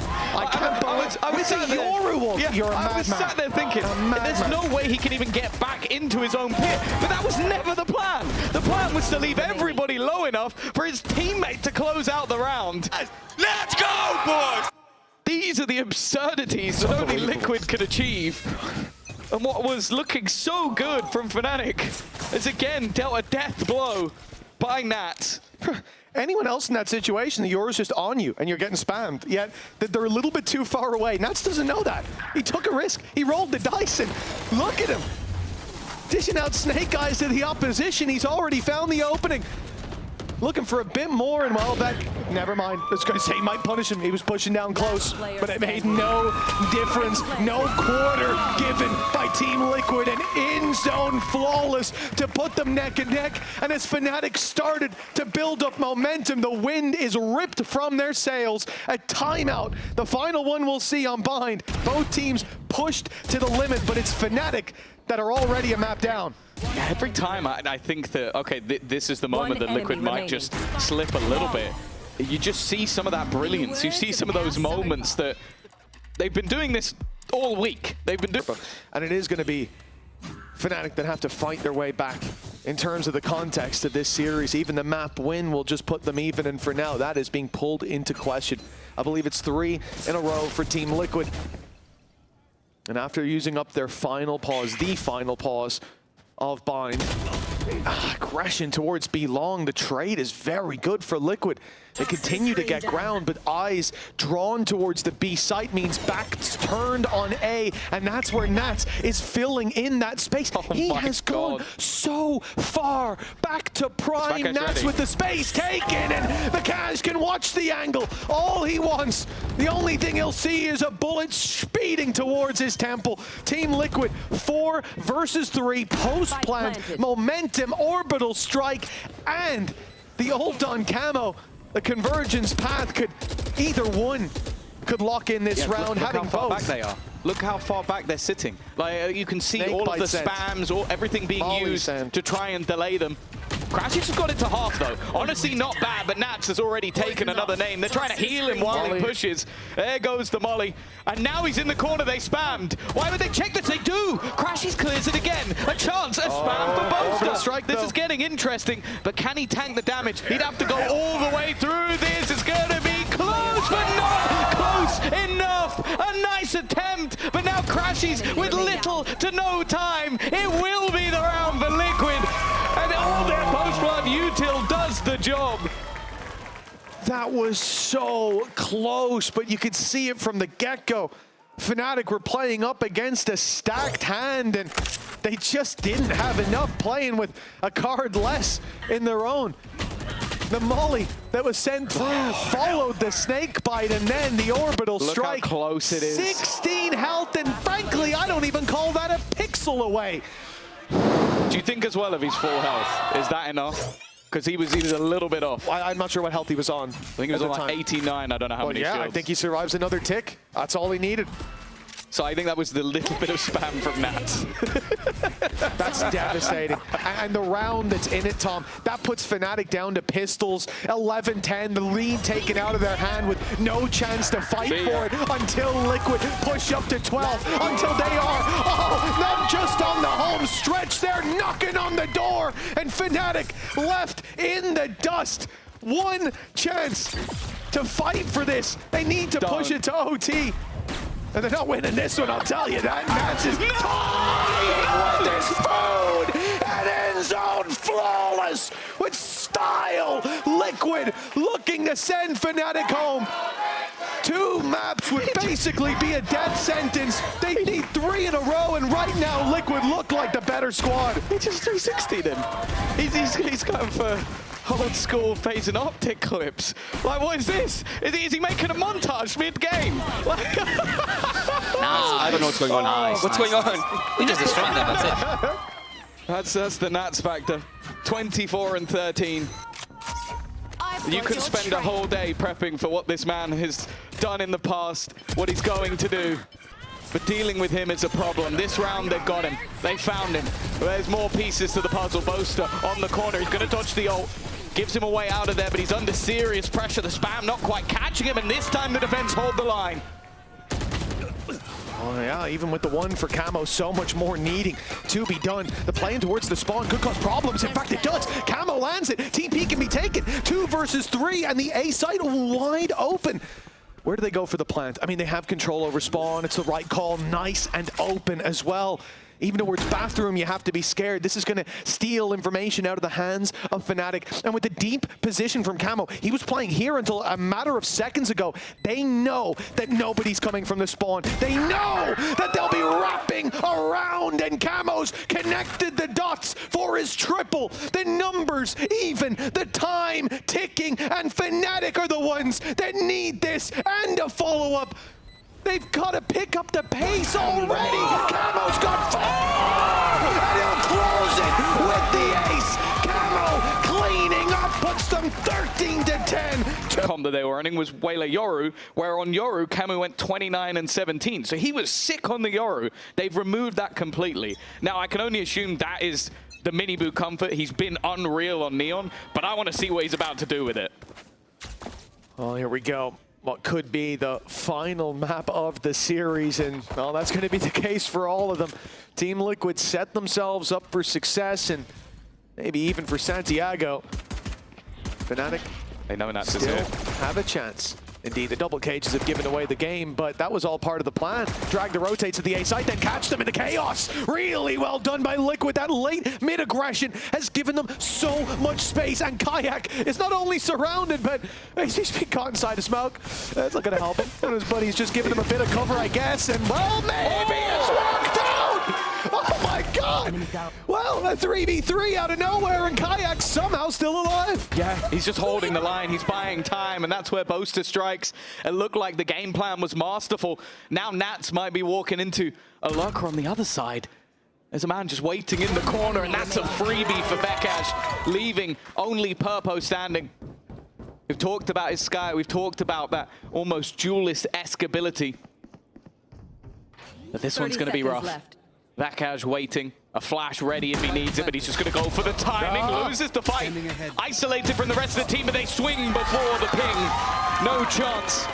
And with Kayak getting his third of the round, I'll be honest, that was the only way they won that, because the initial plan, it's a reverse Liquid. It's, oh, we go super aggro, and then Nats backstabs. He was the aggro, and the rest of them backstabbed. Yeah, it really remarkable work from Kayak. Oh, he should have been 100% been dead. There is no scenario in which he should get out of there. I genuinely think the smoke helped a lot, just to give him that extra split second to adjust. Come on, boys, come on! And I actually thought he was going to just sit inside it, like hope maybe they don't check me. But no, he takes the fight perfectly. And Fnatic 1-0 up, a pistol under their belt. We've seen this story before. Liquid scary when the rifles come out, but this time they made an investment early. They went for the Outlaw, an attempt to fight back. I love this buy, Tom. You've got pistols that just need to do 10 damage, but on the other side, a single shot's enough to kill, and Kayak already got 2, has made this investment basically null and void. Yeah. Unfortunately, you can buy one, but he can buy one with shields. That's kind of the difference maker. That's why he survived and Nats didn't.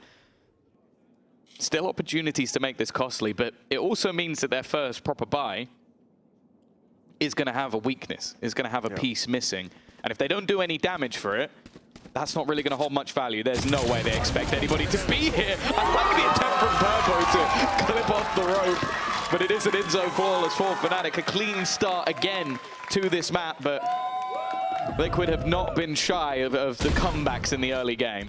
I don't expect to see Alpha Air there too much. I don't think Device is going to be pushing B incredibly often, but he only had a sheriff, so it was worth it. Now it is in the back of their mind. How quickly was he able to take that space? Oh, okay. And for Fnatic, a 2-0 start is what they need. Maybe even piecing it together from here. Remember, last map was 3-0 up, and then Team Liquid, they stopped pulling punches. Oh, early presence in mid. If you can remove Nats, who he only has a pistol. Careful. Don't want to give him that Outlaw, but they really are putting the pressure on. Boaster's already gone walkabouts. Bekash sitting back, but it's put the pressure instead onto Crashies, who's done well, honestly. Didn't have much to play with. Takes a kill, slows them down. And now the opponents are encroaching on that flank, but with Nats still alive, they do have to give the game away. Yeah, that's always the problem. A little bit of extra information. Team Liquid know there's someone coming behind, so you might have to fight for some space, and the decision on where that's going to be, well, it hasn't been made just yet. In fact, they go back to the site, the double flank now coming through, and Fnatic can put pressure on from all sides and leave Heaven the riskier of the usual angles, and as they push on out, there was the chance. Nats tried to catch them off guard up there and realizes nobody's home. The push came in from everywhere else, and Wayne, well, he's actually got a chance. He's won crazier rounds in the past, and a 1v1 forced! Wayne has done it again! The Red Bull clutch to deny the 3-0 start, and a very early interruption to the momentum Fnatic look to build. I'm never going to get bored of watching this guy play. How does he do it? You stick him in the late round, and he just never seems to miss a single bullet. Kayak, if that had landed, he would have been dead, but it's just ripping them a new one. So many clutch plays from a man who's not only an import from another region, but a youngster at that. A hot prospect, no doubt. Deploying drone. And yeah, sure, you look at that as a bonus round, and Fnatic, that's great. But that's definitely a wonderful start. That's exactly what you want, yeah. It's not exactly what you want, though. In return, Mini Boo's taking the A site. The plan can now, but Jesus, he's taking the spawn. He's going aggressive. He's running it down, and Camo's the one to pay the price somehow. Nade even going to cause it a bit of a problem in terms of planting. They've got to go for that back site. And unless they continue to fight, they're going to have no space left to hold on to. These players essentially isolated, and well, they will be destroyed. Each pillar falling as Fnatic get their 3-1 on the board. And look, yeah, you can look back at the last round and say, yeah, we lost a lot of players. It should have been our round, but they bounced back. That's all that matters. I feel like Kayak's got that look in his eyes of I'm not losing. Like the way that he's already been playing so far this game, I think he's 9-1. This round starts off with him just diving on Nats, taking him out. I think he also has one of the more impactful kills getting back in as well. That one. And if he can continue up this level of form, it becomes a different beast. And you look back to some of their prior performances, and he maybe wasn't at the peak form we've seen from him. The Vekaj was incredible, so we'll see if we can get both of them for Fnatic if we're going to go a little further in this series. It seemed like he was asking there, though, do I stand up? Is that what we do? But he got up anyways. That's all that Hypoc wanted to see. And for Fnatic at 3-1, maybe the comeback isn't too far out of the realms of possibility. Liquid grouped up, going to cause a big problem for Kayak. It's an outlaw down and pressure onto the A site. Players far back on A as well. There'll be no chance to really deny this plant unless they want to get crazy aggressive. But for Liquid, the choice remains. They know they've got main, thanks to that trap. But they're still wanting more space. A trap put up in heaven with a lot of presence there as well, and a great tag early on. It gets ult if he gets a single kill. With the damage he's already doing, that might be enough to steal this round away. Hunter's Fury for Purpo as well. Look how passive he's currently sitting. Another tag connected. Low players. There's the ultimate available, and there it is popped. A teammate wrapping around, and again, he's chipped away at Crash. He's leaving Nats to seal the deal.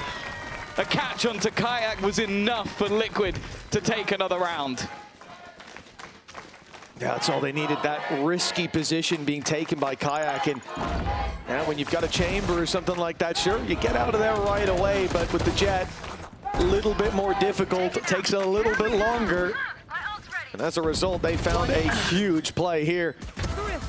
Their Team Liquid 3-2, back and forth in those early rounds, reminding Fnatic that this isn't going to be an easy climb back. And already you can see that that defensive economy is coming under strain. Bladestorm used previously. This is the big investment. And a loss here, even with a Steel Garden and maybe a Hunter's Fury for the next, it will probably give Team Liquid the lead.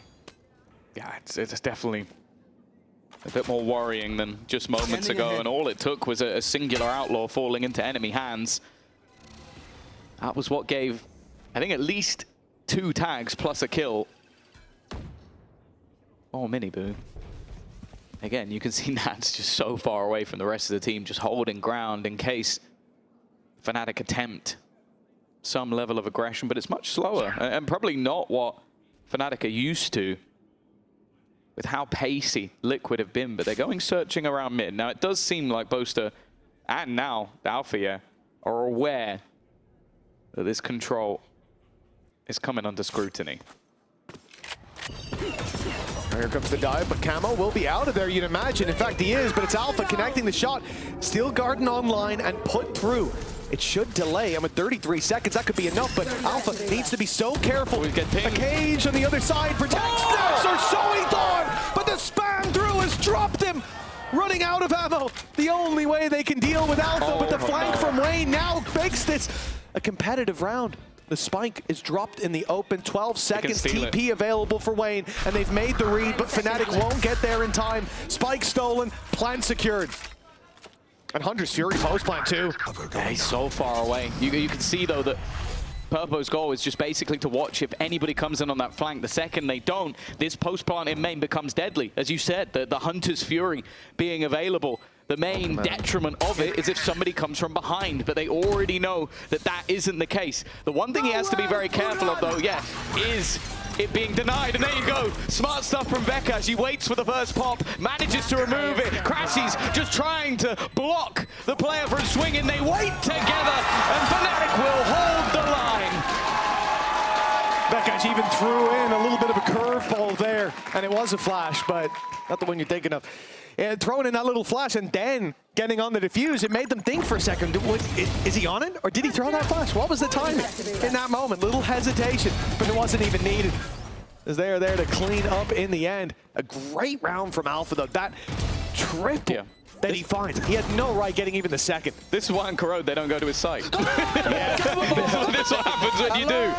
I think that as well from Becca. It's just the quick thinking, because you could see how far away Purple went. He's like, I need to be miles away for this not to hit me. And the no command still caught him. And now the whole plan is gone. Yeah, and you knew going into that the null command had to be a part of it. Otherwise, the Hunter's Fury would secure the round. Used perfectly. Kept for just the right moment. Huge tags. 2 players down and 1 left to have. Crashies. Oh my goodness, that early impact. It might just have killed this round as the barriers went up for Team Liquid. And they're on the A site, but the spike is back in spawn. Flank on flank. And the delay, it's causing some gaps, some problems, you would think. But a 10 HP Alpha still wins that fight. 10 HP. But a headshot is a headshot. That's all you need to remember. It doesn't matter how much health you have. He's still going to be holding the angle. It's a bit of a risky fight, but after getting the info for his team, they're happy to now fall back. Both players locked in as the retake begins. Minibu needed to get something early if here, otherwise it's going to be very difficult to fight from this point. And a wonderful flash gives Crashies his 3rd of the round. He started it off beautifully with the Hunter's Fury. They will keep themselves not only with 5 on the board, but also with 5 alive. Oh, that's it. Oh, that's beautiful. I wish I had time. My God. How long did that take?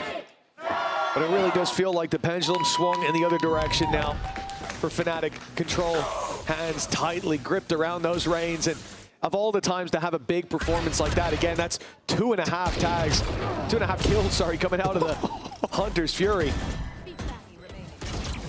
A start like that when you need to bounce back is exactly what they were searching for. Team Liquid, though, are not happy to see this. And that's when you add in a fact that Wayne did also win a ridiculous clutch round. This could genuinely be a 6-0 star, or 6-7-0. Oh, round 8. Barriers are up, and Team Liquid, although they got a bit of a pacey start towards mid, a bit of a sprint coming in from Minibu, the direction will be back towards this A side. It's a weak investment. Credit saved for the next, but that doesn't mean potential's not here. Bekaj needs to have a stronghold or get out of here. He's taken down. And that hasn't quite landed in time, but the info's there. Yeah, nonetheless, I think you could deduce that. A few ults to play What with. the hell? Crashy's tagged to just 2 health. Nats is going to land the shot on a pixel angle. A spam from Bekaj. It's not only found him a kill, they've got to be careful though. Camo is going to try and hold them. This will come down to Kayak holding the line, and he does. He stops them, being able to take too many, and Bekaj hits a nice shot while stunned. In the meantime, Kayak has just been running it through, almost flies off the map, but it does not matter. Bekaj once again comfortable on this map. And what got dangerous for a second with an ult or 2 thrown in, it's still 3 players alive for Fnatic. Yeah, you see how important it is just for him to survive, so pivotal in getting back into that site, not just stopping them on Team Liquid from using that extra utility to claim those deeper fights, delaying them as the rotates come through. Then as he breaks in, his flashes can buy so much time, and he's the one holding the line against both of these big players in the end. You're feeling it. He's feeling it. 6-2 for Fnatic, and a defense that's shaping up to look much better than what we've seen so far in this series. The comeback might be too early for it, but if Kayak keeps playing like this, I'm starting to believe. 12-3 at the moment. I mean, he is having a game. Oh yeah, Fnatic have been one of the teams that have had reverse sweeps against them before. There. Sorry, Kayak. But this time, they're attempting one of their own. You can't be a reverse swept if you're 2-0 down. There you go.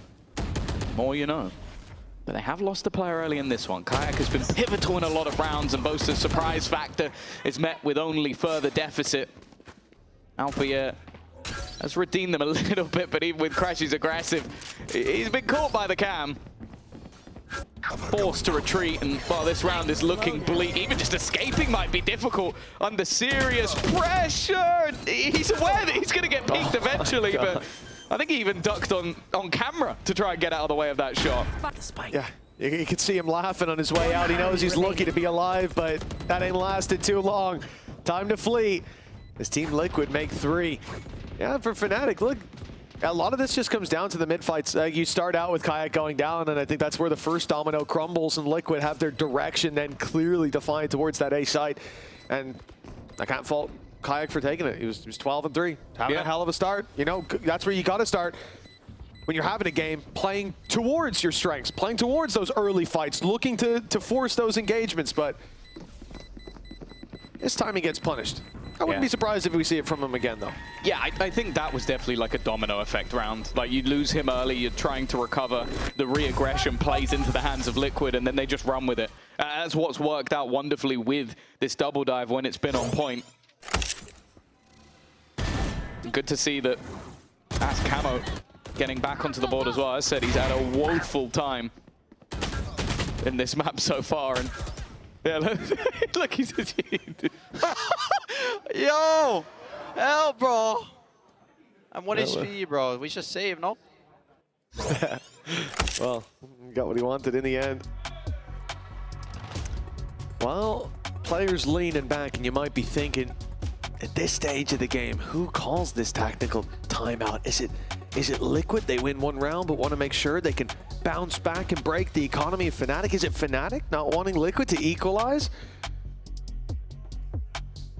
Or is it Camo building his keyboard? It is a technical pause. It will take a little bit of a breather, and perhaps a welcome one at this stage. For Liquid, it has been nothing but individual rounds scattered throughout a sea of cyan, and this is their chance to connect a second. The follow-up, gathering their breath, is perhaps a welcome reprieve. Yeah, I think for Liquid so far, as I said, they had that sort of clutch round. They had the bonus, I think that was the same, that only just went their way. There it is. 6-3, a 3-round gap between, and Fnatic. Well, Kayak was shut down in the previous round. Looking for that fight on middle. He was 12-3. He felt confident, and they came out and tapped his head off. This round, he's changed things up because he's in the same spot, but he's got an up in hand. And he's not looking to give away those opening fights, but a smoke off on the left side, they can close the distance, start to get towards this door, breaking into vents, and pressure Boaster. Now they get real close to Kayak, and he needs to land the shot, missing the first, but crashes!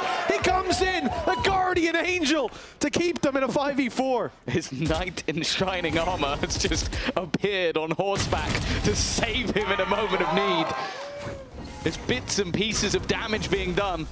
Kayak, Tag, Boaster, Alpha, all within reach, but none of those opening fights have gone the way of Liquid. As said, it's just been blips. It's been individual rounds that they found, and unless they can turn this one, it could be more of the same. Now, I'm liking the position that's currently being held by Boaster. He's so passive, just waiting for anybody to try and cross him from behind. It does leave Alpha on a little bit of an island, though, and that's the problem. If he gets taken out, there's much more of a chance. Just look how patient they're being on the rotate. Fnatic know how much control they gave up. But as all this is cleared, they might start to think it's open. Camo free beyond the crashies, but now the whole squad surrounds him, and the op is the first to strike. Kayak does well. And the steel garden, although shallow, it's making it so much easier to cover that ground and make it towards the site. Much needed with time low, but when Nats the only one standing, an almost impossible clutch presents itself. But Nats making the impossible look possible, but still one left to deal with, and he'll do it all! A Red Bull clutch for Nats, leading by example as Liquid make it to 4.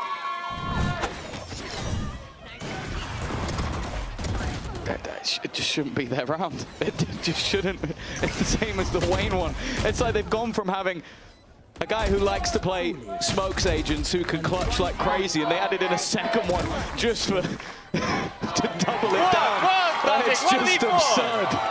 You go swinging in, and every single time he seems to land the shot that just deals the death-dealing blow.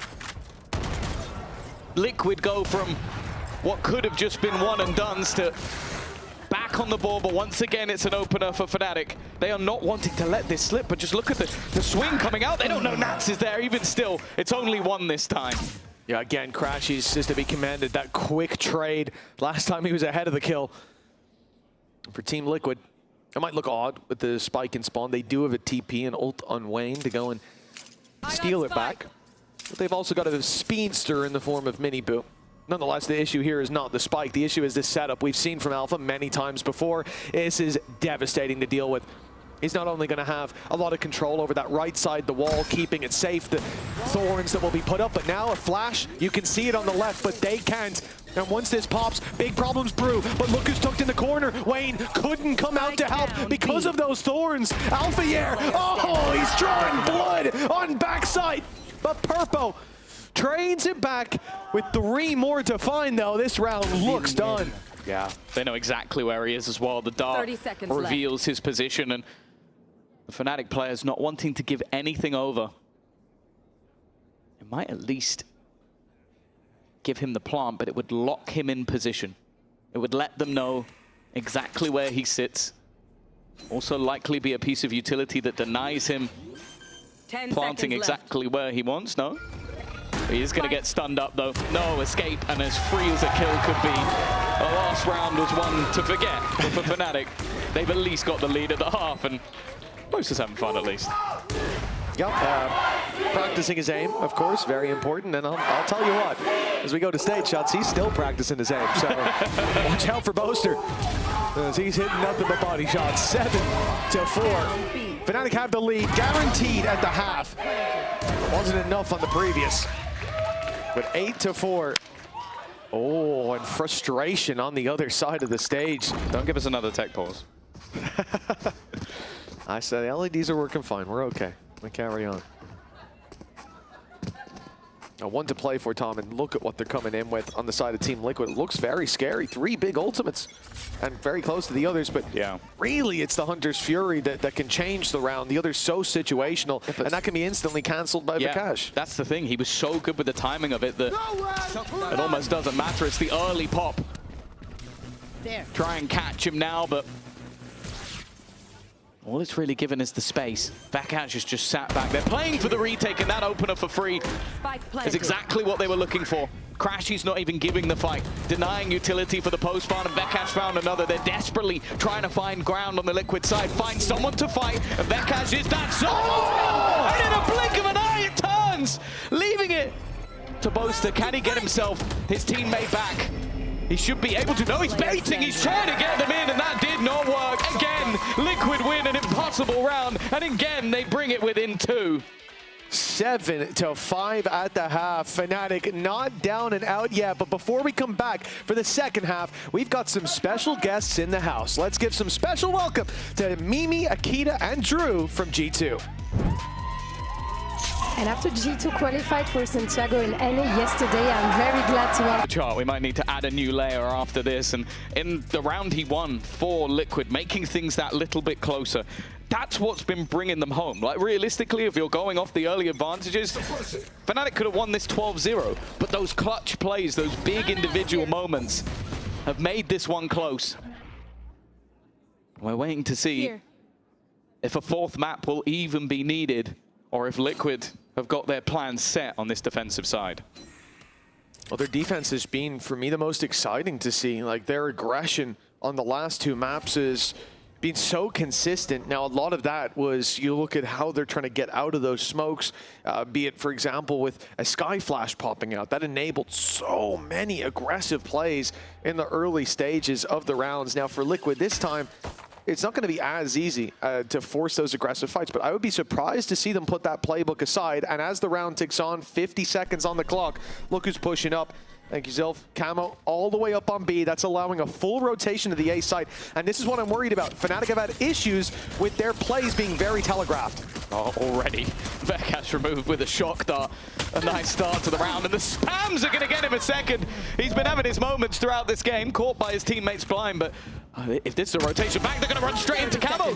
He's even going to slow them. There's nowhere to go. They're boxed in, and now the time is ticking too far. They need to either sprint it back in towards the A site and hope they can kill everybody. One enemy remaining. Well, or just give up on the round. It's left all onto Alfia. He needs to wipe out everybody, and not this time.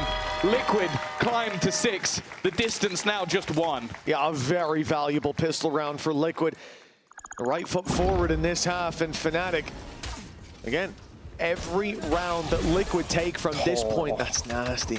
From this point forward, it's in the back of your mind. Go back for more. One round closer to elimination, to kickoff. Being the same old story for you, the kickoff curse, they call it. Fnatic. They look great all year except right at the start. And even before kickoff, when we kicked off partnership, it was a grand final against Team Liquid after beating them 2-0 that Fnatic lost. The very, very first grand final we had back in the Coliseum. Look at this push-up. Like, this is against an eco. They are going all the way round behind them in mid. This is a lineup of players. I don't even think they realize how many are here. And while, oh, they're both slow. It's one of the most awkward fights ever. But Miniboo has found the kill. Kayak will retreat, but they got the spike. Yep. Yeah. Boaster's in defender spawn, 2 players on A. And they're watching for it, by the way. Wayne is locked in on defender spawn. Yeah, this looks ridiculous. But it also looks exactly as I'd expect, considering how Liquid have been playing. He's behind you. The timing He's of always Nats is No, perfect. you stole the double knife. That could have been history in the making. It is, however, an in-zone flawless. Yeah, Nats behind you. What a surprise. Yes, you did. Same, actually. Same. And Jack Igo for the gun buddies. I forgot to thank you for mine the other week, Jack, but appreciate that. On 4 alt accounts as well. Oh, no. No more. But 7-7. Double knife. It could have been beautiful. Double knife. It should have been. But I think, and it's a long shot here. It's a big guess. But I think Liquid might be happy with it anyways. Yeah, I don't think Nats is that salty. Timeline shows a battle for Fnatic, but when it comes to late rounds, Liquid have always been solid on this map. It's where they put up those numbers. And now, as we come towards round 15, for Fnatic, this is a must win. An achievement that has to find its way into their pocket, or this map is under threat, and that's a very, very solid opening kill. The flank now completely dealt with, and Alpha turns his attention to the site, making it look easy. Fnatic, like a hot knife through butter, they have completely diced the Liquid up in this every fight taken, every fight won, bar a single. And the question of damage, I suppose, not gonna have much of an answer in favor of Liquid. 8-7. They did that relatively comfortably. Yeah, that was a nice response. I think that's the one thing you can do against this sort of aggressive defensive side is the more direct hits. A lot of the time, you're either going to end up in a firefight or you're going to end up in an empty site. And both of those are absolutely fine from Fnatic's standpoint. It was his second knife kill. He could have got a 2 for 1. Could have been his second knife kill of this map, of that round. But 8-7. This is where Liquid get the full buy back up. They didn't get much damage done in the previous, though, so good signs early on for that Fnatic attack. Great flashes bought them the first angle, but look at the rotates. Liquid seem to have their playbook in front of them. They know the hit's coming through. The rotates in, a pick already. The laneway is proving to be firmly under the control of Liquid. Another going in their hands with Miniboo, and now Wayne suspicious as this smoke is going to fade soon. He's holding it, waiting, biding his time, and sure, Crashies gets one. He's taking quite a fall afterwards. It was a choice of dying to an opponent or dying to the ground, so if anything, it's good orb management from Crashies, but I'm not sure it was necessarily intentional. There's a really good trade of Wayne from the grave of himself. Well handled. He set that all up. a mastermind. But they were so quick with the rotation. I thought that Wayne was honestly going to be dead to rights immediately. Look, he's nothing smashing. Look, he's smashing his mouse. Nothing. Considering Minibu was smashing his mouse a few rounds ago, it's quite funny to hear. But they talked about Nats on his villain arc, and you can see him, man. He's having fun down there. He's poking, and the start here, Fnatic send Kayak back to mid, a score to settle from that last half, and he's found himself a double opening, adding to it his alpha, and Wayne and Purpo, mere seconds into the round, find themselves alone. Maybe the pointing and laughing was a little bit too much. Yeah, maybe. I think you've angered the beast. The man that took home the most awards in EMEA last year and his rookie year at the same time. And you have just witnessed why I like this. Just a pause from Fnatic. This team's used to playing in the late round. They managed to get that many openers within the first 15 seconds. And Wayne, he's almost walked past everybody. Just bypassing his position. They've sent out the wounded to go looking. Purpo's actually done all right there, though. He's taken 0 damage, got out. Wayne is being watched for, though. And now they know where everybody is. They've seen both players. No need to refight any spot that they've already seen. Wayne's going to be on B. He's going to make it here, and the worst part is Crashies goes to backside here. Wayne knife out, though. Should be dead. 2 rights, and it will be Crashies to deal the death blow. For now, I think Purpo has an impossible decision to make. Even going forward at this point is completely null and void. Saving, again, they're probably going to be hunting them down, and they might even have heard those steps. I think Crashies might have. And considering the fact that he's 1 away from Hunter's Fury after that previous pick, you know that he's going to hunt you, chase you to the ends of the earth. The thing is, Purpo's also not far away. The thing is, you look at Minibu 1 away from ult. That will help him out at least in the next round, but this rifle would definitely be useful. Kayak's going to be the one taking the fight. Purpo doesn't even react. I think maybe expecting there to be a second layer to this, and well, there it was. He's full blind, completely blinded, still wins the pick. And well, eventually, okay, he loses his gun, but he gains his ult. It's not the worst case scenario for him in that moment. For Fnatic, though, that is the lead back in their hands. The back and forth in this second half continues. But the main story was those openers from Kayak. It is just sublime. Keep in mind how heartbreaking it could be for Fnatic losing out here. They were 1 round away from qualifying there yesterday. Having to turn around this quickly, play that BO5 against, you know, to say historic rivals really is an understatement. I mean, these guys have been trading blows since Valorant began. And in partnership, it was Liquid to draw that first blood, an important grand final. They got one of the coolest trophies we've had in the EMEA, going back to the Coliseum.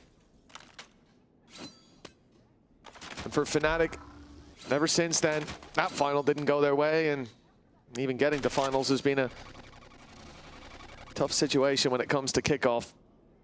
They usually bomb out in the first few games. Oh yeah, this is the one place. It has been tough, but the caliber of this squad can never be denied.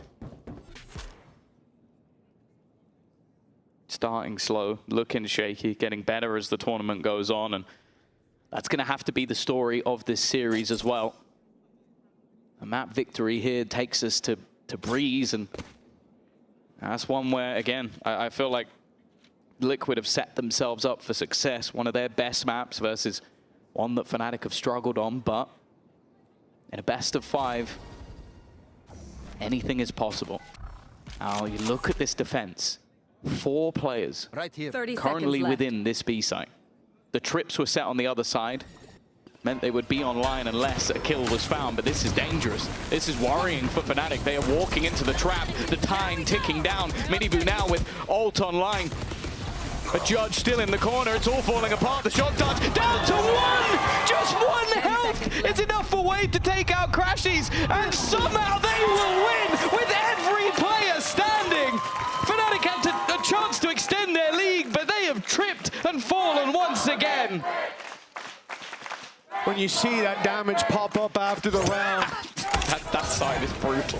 Someone's mouse might be broken after that. That's got to be so frustrating.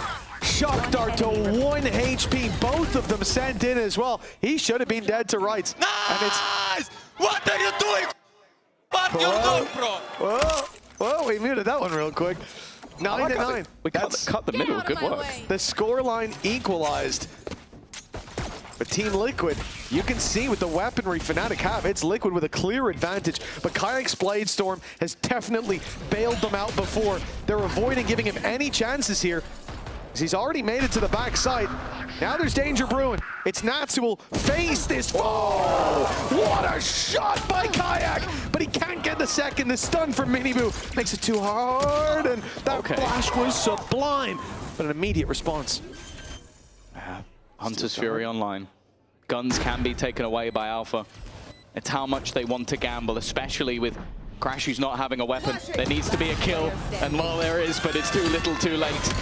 Liquid managed to survive the onslaught of the Blade Storm, and now they take the lead, finding themselves just 3 rounds away from Masters Santiago, and sending out one of their biggest rivals, one of their historic foes that they have a pretty poor record against overall. But this squad are not going to give a damn, especially when you look at the likes of Purpo and Wayne, the opportunity to make it to that first time international, especially for Purpo. You talk about Wayne as a youngster who's coming up to the league for the first time. Purpo's been around, and I wouldn't be the fool to count them out just yet. The pause has given them some time to talk. And this has been a half of a map that they are normally very good at, but Liquid every time seem to be finding answers, finding impossible rounds. You call a pause and Liquid come in with immediate aggression. A main sees Paranoia and the relay bolt thrown through, Neon sliding in and sliding right back out. The early aggression doesn't find anything, but look at the second layer. After tucking up in the standard chamber spot, now he's gone creeping. Nats is taking so much space, but Alpha's ready. We've seen that patience before as he sits and waits on mid, finally rewarded for it. That leaves a lot of space open for Fnatic to play with. The B site has a singular defender. Camo's opted to play with the Judge, which, hey, if he gets supportive smokes to help him, maybe that will hold some value, but as of right now, he is left completely in the dark without utility to play with, without any help whatsoever. He's trying to use the opposing smoke against them, try and hide within it, and there's a spike on the ground. He's done well so far, but immediately spammed down. The rest of the team are only just getting into position. Miniboo looking to try and run through the smoke, but there is a man on the other side just waiting, and the hold is enough. Spike planted. Evidently, that smoke coming in a little late just because he was so isolated. I can't blame Wayne. Of course, he was over in A main, and it takes quite a while to rotate over into a spot where you can get that up. Just a second too late. And a 10-10 as a result, but it starts with Alpha just having that patience, waiting for the play down mid. After early A aggression being denied, Fnatic knew that there was likely to be more coming their way. Liquid's defensive aggression becoming predictable, I think, a long time ago, but now being punished. The problem is, Fnatic have been dealing with the same issue that Liquid had in the first half. It's only been individual rounds. They've still got good ults to play with for this one. Hunter's Fury available, and this walkabout is happening again. The drone being sent through to maybe try and deal with Alpha yet, but he is sitting so much further back. Shock Dart clearing some of the utility, but that's all a ruse. And in the meantime, that B site is once again fairly open. Fnatic might be about to try the rinse and repeat. But those players are herd stepping. There's another drop towards the B site. It's being pinged. Has some info, but no, we don't see the rotate just yet. It will be Wayne who has to do it all, essentially. The smoke comes in too late to properly delay them, and the flash completely blinds Wayne. He's dead to rights, and B has fallen. The battle lost before it began, and with Camo down, the resurgence of Fnatic is undeniable. Should be no surprise to see Nats here with that wall just fading moments ago. And even then, Alfiers cleaned up the site, so it doesn't matter. 11 for Fnatic. The lead is theirs, and at the nick of time, the sparks become a flame. Yeah, it seems whatever was said in that pause is working. Like, holding for that early aggression down mid, constantly adapting the setup so that when Liquid get aggressive, they're not just dealing with the same player. There's different layers to it, but also I think just the pressure on B. Like, they've noticed now that, okay, they've been gambling a lot on that A site, having multiple players there, and then leaving Wayne, who, I'll be honest, so far has been incredible, but this time was dealt with. The round before it was Camo, who was dealt with. Dean matchups, my goodness. But I think that also highlights how Team Liquid are a squad that have always been in the pursuit of perfection. They want the results towards the top, but if they don't get it, they're willing to make the changes they need to make sure they do next time. The buy in this round for Liquid, not the best. I think that was something that was almost definitely discussed. Do we want to risk it in this round and maybe have 2 not perfect buys, or do we want to go with the low buy and maybe have to fight for OT? They gambled on B. It's understandable. The last couple of rounds have been late B hits, so they stack it early. This time, Fnatic swap and directly hit A. They get themselves a space, and now they get the post as well. Now, you've got Convergence path, but considering no big investment from Liquid, you'd imagine they keep it. Now a player down, that has to be a certainty.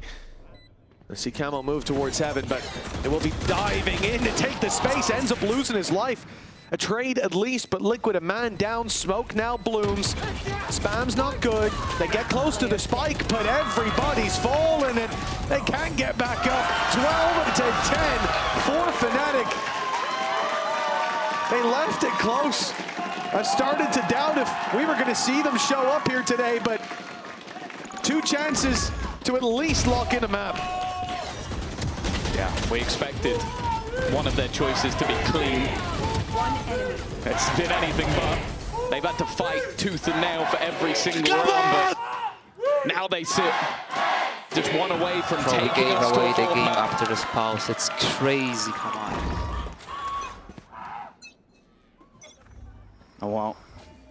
This is the round that Liquid was saving for. The last was a mix by pieces missing. Those ultimates were kept, not expended. They knew they were fighting for OT, unless they pulled off miracles, as they have done. But they do have to be wary. Ooh. Fnatic have been quite happy to go direct into these sites, and after a few rounds of B, it's seeming like they might rinse and repeat the A site here. They should have seen the shock went high, but that trip is still up towards the right side. Getting anything from it will be difficult. Purpo, the only man close by. The drone is keeping him back, and they get in towards the site. That trip completely avoided. I say that as one gets caught, but no punishment. In goes the Convergence path, though. This is Liquid's final stand. They'll put everything into it, throw it all at the wall and see what sticks. Crashies stuck on site, Alpha by his side, but the drops one by one traded out from Liquid. 12 to 11 on the board. One more round in regulation for Fnatic. A 4th map and a chance to still take this series in a flight to Santiago for Liquid. OT could seal the deal of a 3-0. It was narrow margins, to say the least. It definitely helped out getting that Convergence path. The reveal also giving up everybody at the end. Again, he's scared of my sabla. Oh, no. But they had to dump everything. Like, they have no ultimates to play with in this next round. Okay, Fnatic used a couple of their own, but they definitely have more to play with going into the final round of regulation. And hey, they had a success on A, they had a failure on A, but they're looking to continue in that direction once again. The shock from Purpo didn't land. The second bounce wasn't on. So the drone clears so much space. They can take presence on the site now. Fnatic getting a little leg up thanks to a missed piece of utility. The site's already theirs. TP coming in as well from Wayne. This is Liquid playing outside for the retake, but the spam's already dropped them. Hold on!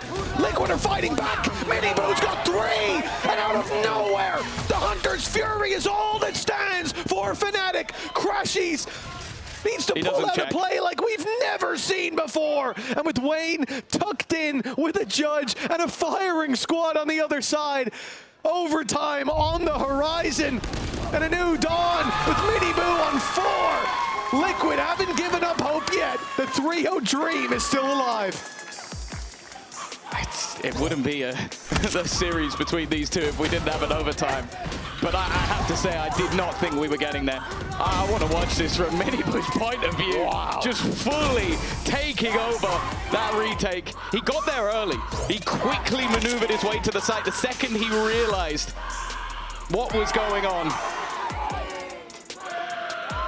But the fact is, pure insanity on an individual level. Minibu now catching up in terms of that scoreboard, and as you can see, 1,391 days potentially reset to 0 if Liquid can find 2 rounds in a row. Alpha, you're playing the game of his life, man. It felt like all tournament he's been doing that. Yeah, 28 and 18. It was Kayak, though, on the defense that found so much impact. A 12-3 start. The op maybe didn't find its rhythm in every round, but he just needs one to give Fnatic that leg up, to put them closer to a map 4 and to at least take the pressure off. As now it really feels like Liquid just moments away from that 3-0, knocking on the door, and already this crack showing with Boaster down. This crack has become far too big to manage. Everything slipping into it. The hopes and dreams of Fnatic to break that curse. They might be ending here. Oh yeah, the legendary Liquid lower bracket runs. Something we've seen so many times. Alfie under pressure, he's stunned up, but has managed to hide in the corner. He is completely isolated, completely alone. It's only going to be the one. They needed more from that. Camo, he's had a quiet game, but this attack ground would certainly belong to him, and Crashies is even just trying to escape away. Shock darts into the corner, utility being sent in to deny. And a swing surely coming. The second Purpo has the contact. He doesn't even need the swing, doesn't even need the helm. Nice shot from Crashies, but there's no more of that. Liquid, 1 round away from 3-0ing Fnatic and taking themselves to Santiago. And in this round as well, the adaptations clear. That peak from Nats signifies they know your setup, brother. Alfie has had success there. We said how dangerous it's been in previous matchups. I'm 7, you still can't pick me! We saw it here as well, and then Nats waits for the flash. Once it pops, he swings, and the trade is there immediately. Very well handled. And if they get another overtime, something for Fnatic to consider. But now's not the time to think about that. The defense, that might have been the last time you get to play it. Fnatic have to fight for it. They have to earn another shot as Liquid stand on the precipice of a 3-0 victory over Fnatic that we have not seen for a long, long time. What is their decision? On both sides of the map, they've been able to get in. They've been able to take space. They've been able to even get into a post plant, but those retakes, those fierce, fast retakes out from Liquid have been a nightmare. They've sent Crashies over towards this A side, the drone. We've seen this before. Send it through, shock darts to destroy. Purpo not calling for help though. He's seen nothing else. They've left 3 players into the back of this B site, waiting for the push to come in. In fact, a 4th now rotating over. Fnatic are walking straight into the trap. How much could Kayak do? It's nothing, but Boaster's there with the trade. Even on a stacked site, they're managing to hold on as Vekash is there with another. Spike planted. Not dead in the water just yet. Nats misses the shot to start as well. Fnatic might just have bought themselves that extra little bit of time. Another shot at a squad that has never 3-0'd them, never looked this dominant in a matchup, but Fnatic won't let them run away with it. Another overtime guaranteed, and now we look to that defensive setup. I feel like we must see a change coming as Liquid last round, well, 2 rounds ago, seemed to have it all figured out. This was the perfect read as well from Liquid. You have 4 players on a site that Fnatic go walking into, and again, it's some solid work from Vekash in more ways than one. A brilliant flash that probably should have got them the opener, but even then, it's his fragging power that clears out the back of that site. This time, Althea is playing much further back, but Kayak is not. That's gets Nats dealt with in the first few seconds. Yeah, a little taste of their own medicine there. The early aggression that Liquid have brought to every map so far. Well, now on the defense, Fnatic pull it out. Maybe when it's least expected, and as a result, a 5v4. The Camo has been able to pull back advantages, create so much space, but they are grouping up to deal with them. Nice work by Crashies to trade it out. Numbers still in favor of Fnatic, but no mistakes can be made here.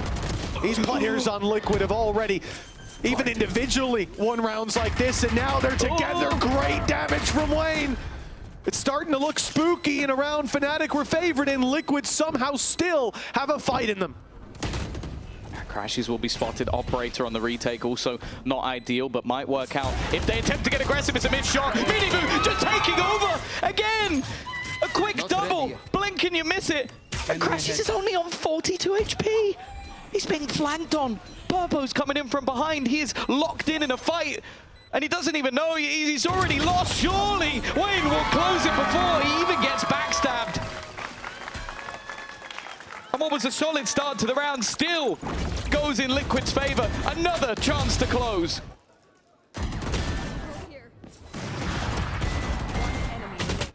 So heartbreaking for Fnatic if they let this slip. Not just being in a position where they were one round away from making it to Santiago yesterday. They were one round away twice from closing this map out, from continuing the series, from keeping up the good fight. But now, again, they have to climb back. A team known for playing from behind. Well, they're behind in the map, behind in the series, and it looks like their luck could be running out. 13-14 and a slow-paced attack, but the same for Liquid. We've not seen much from this defense in terms of aggression in this round, which is, it's scary if you're Fnatic. What are they up to now? Oh, last time out, Fnatic walked right into the trap. They're leaving. A 3-player setup still remains on B, with Miniboo being that rotator, the spike. Set up, postured towards A. And I wonder if they're going to try and almost double down on last time. Oh. They sold the ruse in one direction and then went back, but the fact is Liquid have just stopped moving. They've stopped over-rotating, and now Miniboo even starts going back in the other direction. It's the same again. They're going to walk into a stacked site with 4 players for the second time in a row. Reveal just went up there deep in A main. Now it's going to be 5. Liquid know the hit's coming in. They've read it. Fnatic's playbook sometimes open. 30 seconds left. In open view of Team Liquid, but they've got the opening and another Kayak. You put numbers here, but that's just more targets for Kayak's practice. Purpo finds one, but it's done after 14-14. Another overtime. Fnatic clinging on by their fingertips. That is the second time they have walked into a fully stacked B site. 4, almost 5. And come out almost looking easier than any other round. Like, this was just utility being thrown in as much as possible to give Kayak the chance to find the kills, and he got every single one they needed. What is that? What the fuck? Yeah, Alpha's expecting to have some late round impact, and there's nothing left to do. A good problem to have, especially at this stage of the game. Fnatic fighting again for that 4th map, for a chance at the reverse sweep, and it will be Liquid pacing, quickly moving to this A site. They have hit the gas pedal and their foot's not coming off, but Kayak at least trades out the first fight. Yeah, ooh, swing up. Wayne wanted to make a play, and now Alfie has taken over to looking to do the damage, but he's been dealt with Miniboo standing. It always feels like there's hope. Going for the drone, getting them at least a little bit of information. Boaster taking the deeper angle, but left with a solo fight. That operator looking to get back in, and now all that remains is Miniboo. We've seen magical moments from him all the way through this map. But on 70 HP, this might just have to be the best of them. And he has to go moving. The second it's tapped, it's not happening. For the first time in a while, Fnatic now have themselves an advantage. And they go on to the attack, which, hey, might as well just hit B again. It could be 3rd time lucky for them as well. The 3rd chance they've had to close out this map, while Liquid have been offered many opportunities here recently in OT. Ever since before Liquid hit 12. Feels like a long time ago. I'm not chilling, bro. At this time, I'm not chilling, bro. Since Fnatic had the opportunity, you're 33 and 21 Alpha. Nobody is accusing you of chilling. Not a soul. Shown their experience and the value of it here. A team that, because of the lessons they've been taught in the past, they never give up.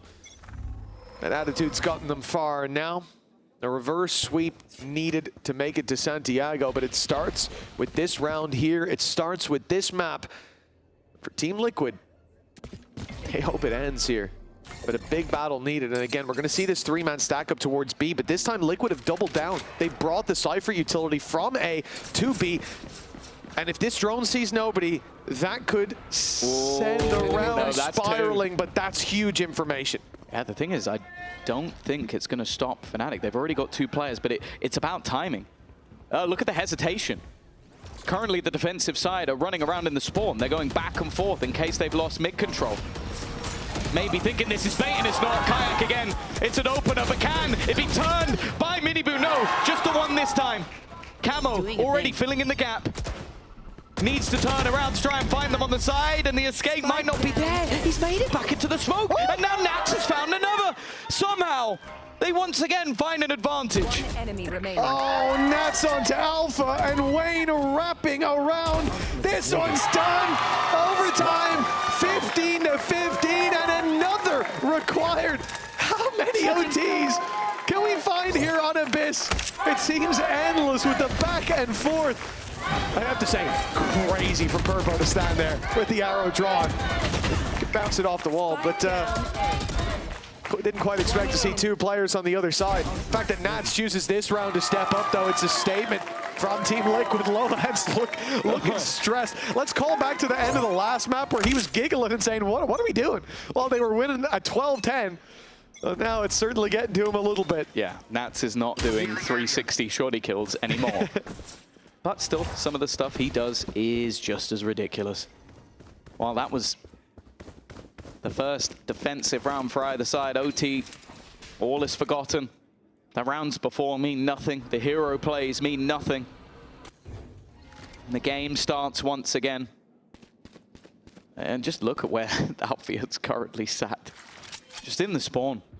Trying to get the right read on where their opponents are and maybe put their turret into the right place. Camo looking for that same early battle his opponents found just moments ago. And well, his ability to escape has dissipated, but he's just left. He's just slowly backing off. There's a fight with Nats going down inside of mid. They've lost their flank protection. It's time to speed up, but right into the Vice setup, and it's nice and passive as well from Alpha. Like you said, Kayak instead the one to play off that utility. They said that there'd be trouble when it came to this setup, but not this time. The change from Fnatic finds huge success. And unless this impressive start is to have an even more impressive finish, a 1 versus 5 seconds. With 20 seconds left on the clock, a spike down as well. It's impossible. It has to be. He can't even take that refract. It would end the round on time alone. 16 to 15. Another shot for Fnatic. Oh, that is the 2000th kill for Camo, but it puts them now at a round deficit. And the main takeaway for me is there were moments ago where we were looking at Alpha, yes, so far and above sort of anyone in the server, but in OT, Kayak has just gone mad. Like the 3K entry into one of the sites. I got you boys on B. That's my side. That's my side. The defensive hold there, as he said, is his side. And the deadliest of duos on that Fnatic side have stepped up. The question is, can they close? That has been the problem so far. Either side have had their opportunities. For Liquid, it would be taking them to that first Masters of the Year. For Fnatic, it's the first of 3 maps needed in a monumental fight back, and they go back to the B side. It's where they've been successful, but they need Kayak to stay alive, and while Vekaj is gone. Oh, so is Boaster, so is Kayak. Falling like dominoes, Alpha and Crashies left behind the smokes, way out of the play, and ooh, with a big resurgence needed. Even that kill on the Nats unlikely to bring them anywhere closer, but without it, And the flank now known to be coming through. They are boxed in. They've got to come out swinging with no real chance. It's 16 to 16. You know what? Let's go again. Another overtime. These teams impossible to separate. But again, as these rounds go on for Liquid, it's like, well, we got 2 more. You know, we can still win this. We got 2 more to go, whatever. Fnatic, do or die. Every round has got to be burning through their late game energy. Bro, I just want this game to be finished. I don't care if we go 3rd map. You don't mean You don't care if you go 3rd map? He said 5. Oh, did he? He said 5. I don't care. Why? There's no way there's no way he means that. Absolutely none. Shot dart early. A nice little pop flash, but a nice little bit of tickle damage to start off the round. 3 players already here on A. 2 watching Fnatic's lurk as well. 3 suppressed. And while they're not going to push now, they're going to have to wait a moment with losing those abilities on the way in. Yeah, luckily I don't think Camo had put anything down. You saw him about to use his dash. He's Outlaw. He is literally hunting for this operator. Oh my goodness, Nax! The first was just to deal with a guy with no armor. The headshot, well, that was the cherry on top of the cake. You talk about Fnatic burning the midnight oil. The only shot that's landing is with a bow and arrow. Finally, that guy gets in there for 1. But Team Liquid and Nats with the Outlaw. I can't believe they've gotten away with that, snuffing out the flames of Fnatic at 17 to 16. Match, series, and Santiago point for Liquid. This was crazy as well. Like just the reaction shot from Camo.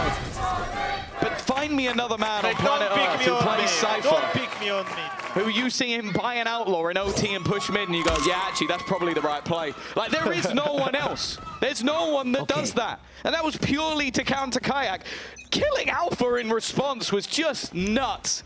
But again, it is another moment where Liquid look to close. And that's where are we going again? It's one thing to look at, the gall of Liquid, the defensive aggression that we saw, but that play right there underlines it. It's what Nats is known for. He's had to temper his aggression over time. People figured out how he likes to play, and we always said that would be his downfall. Once people realized, well, obviously he's always behind you, but he's reinvented himself again and again, and now as a leader, he's looking to keep up the streak of internationals. A strong start, but Fnatic not pulling any blows. This means as much to them as it does to Liquid, but it might not matter. A 3 versus 2. Camo writing some checks for himself on backside. And it looks like his aim can catch them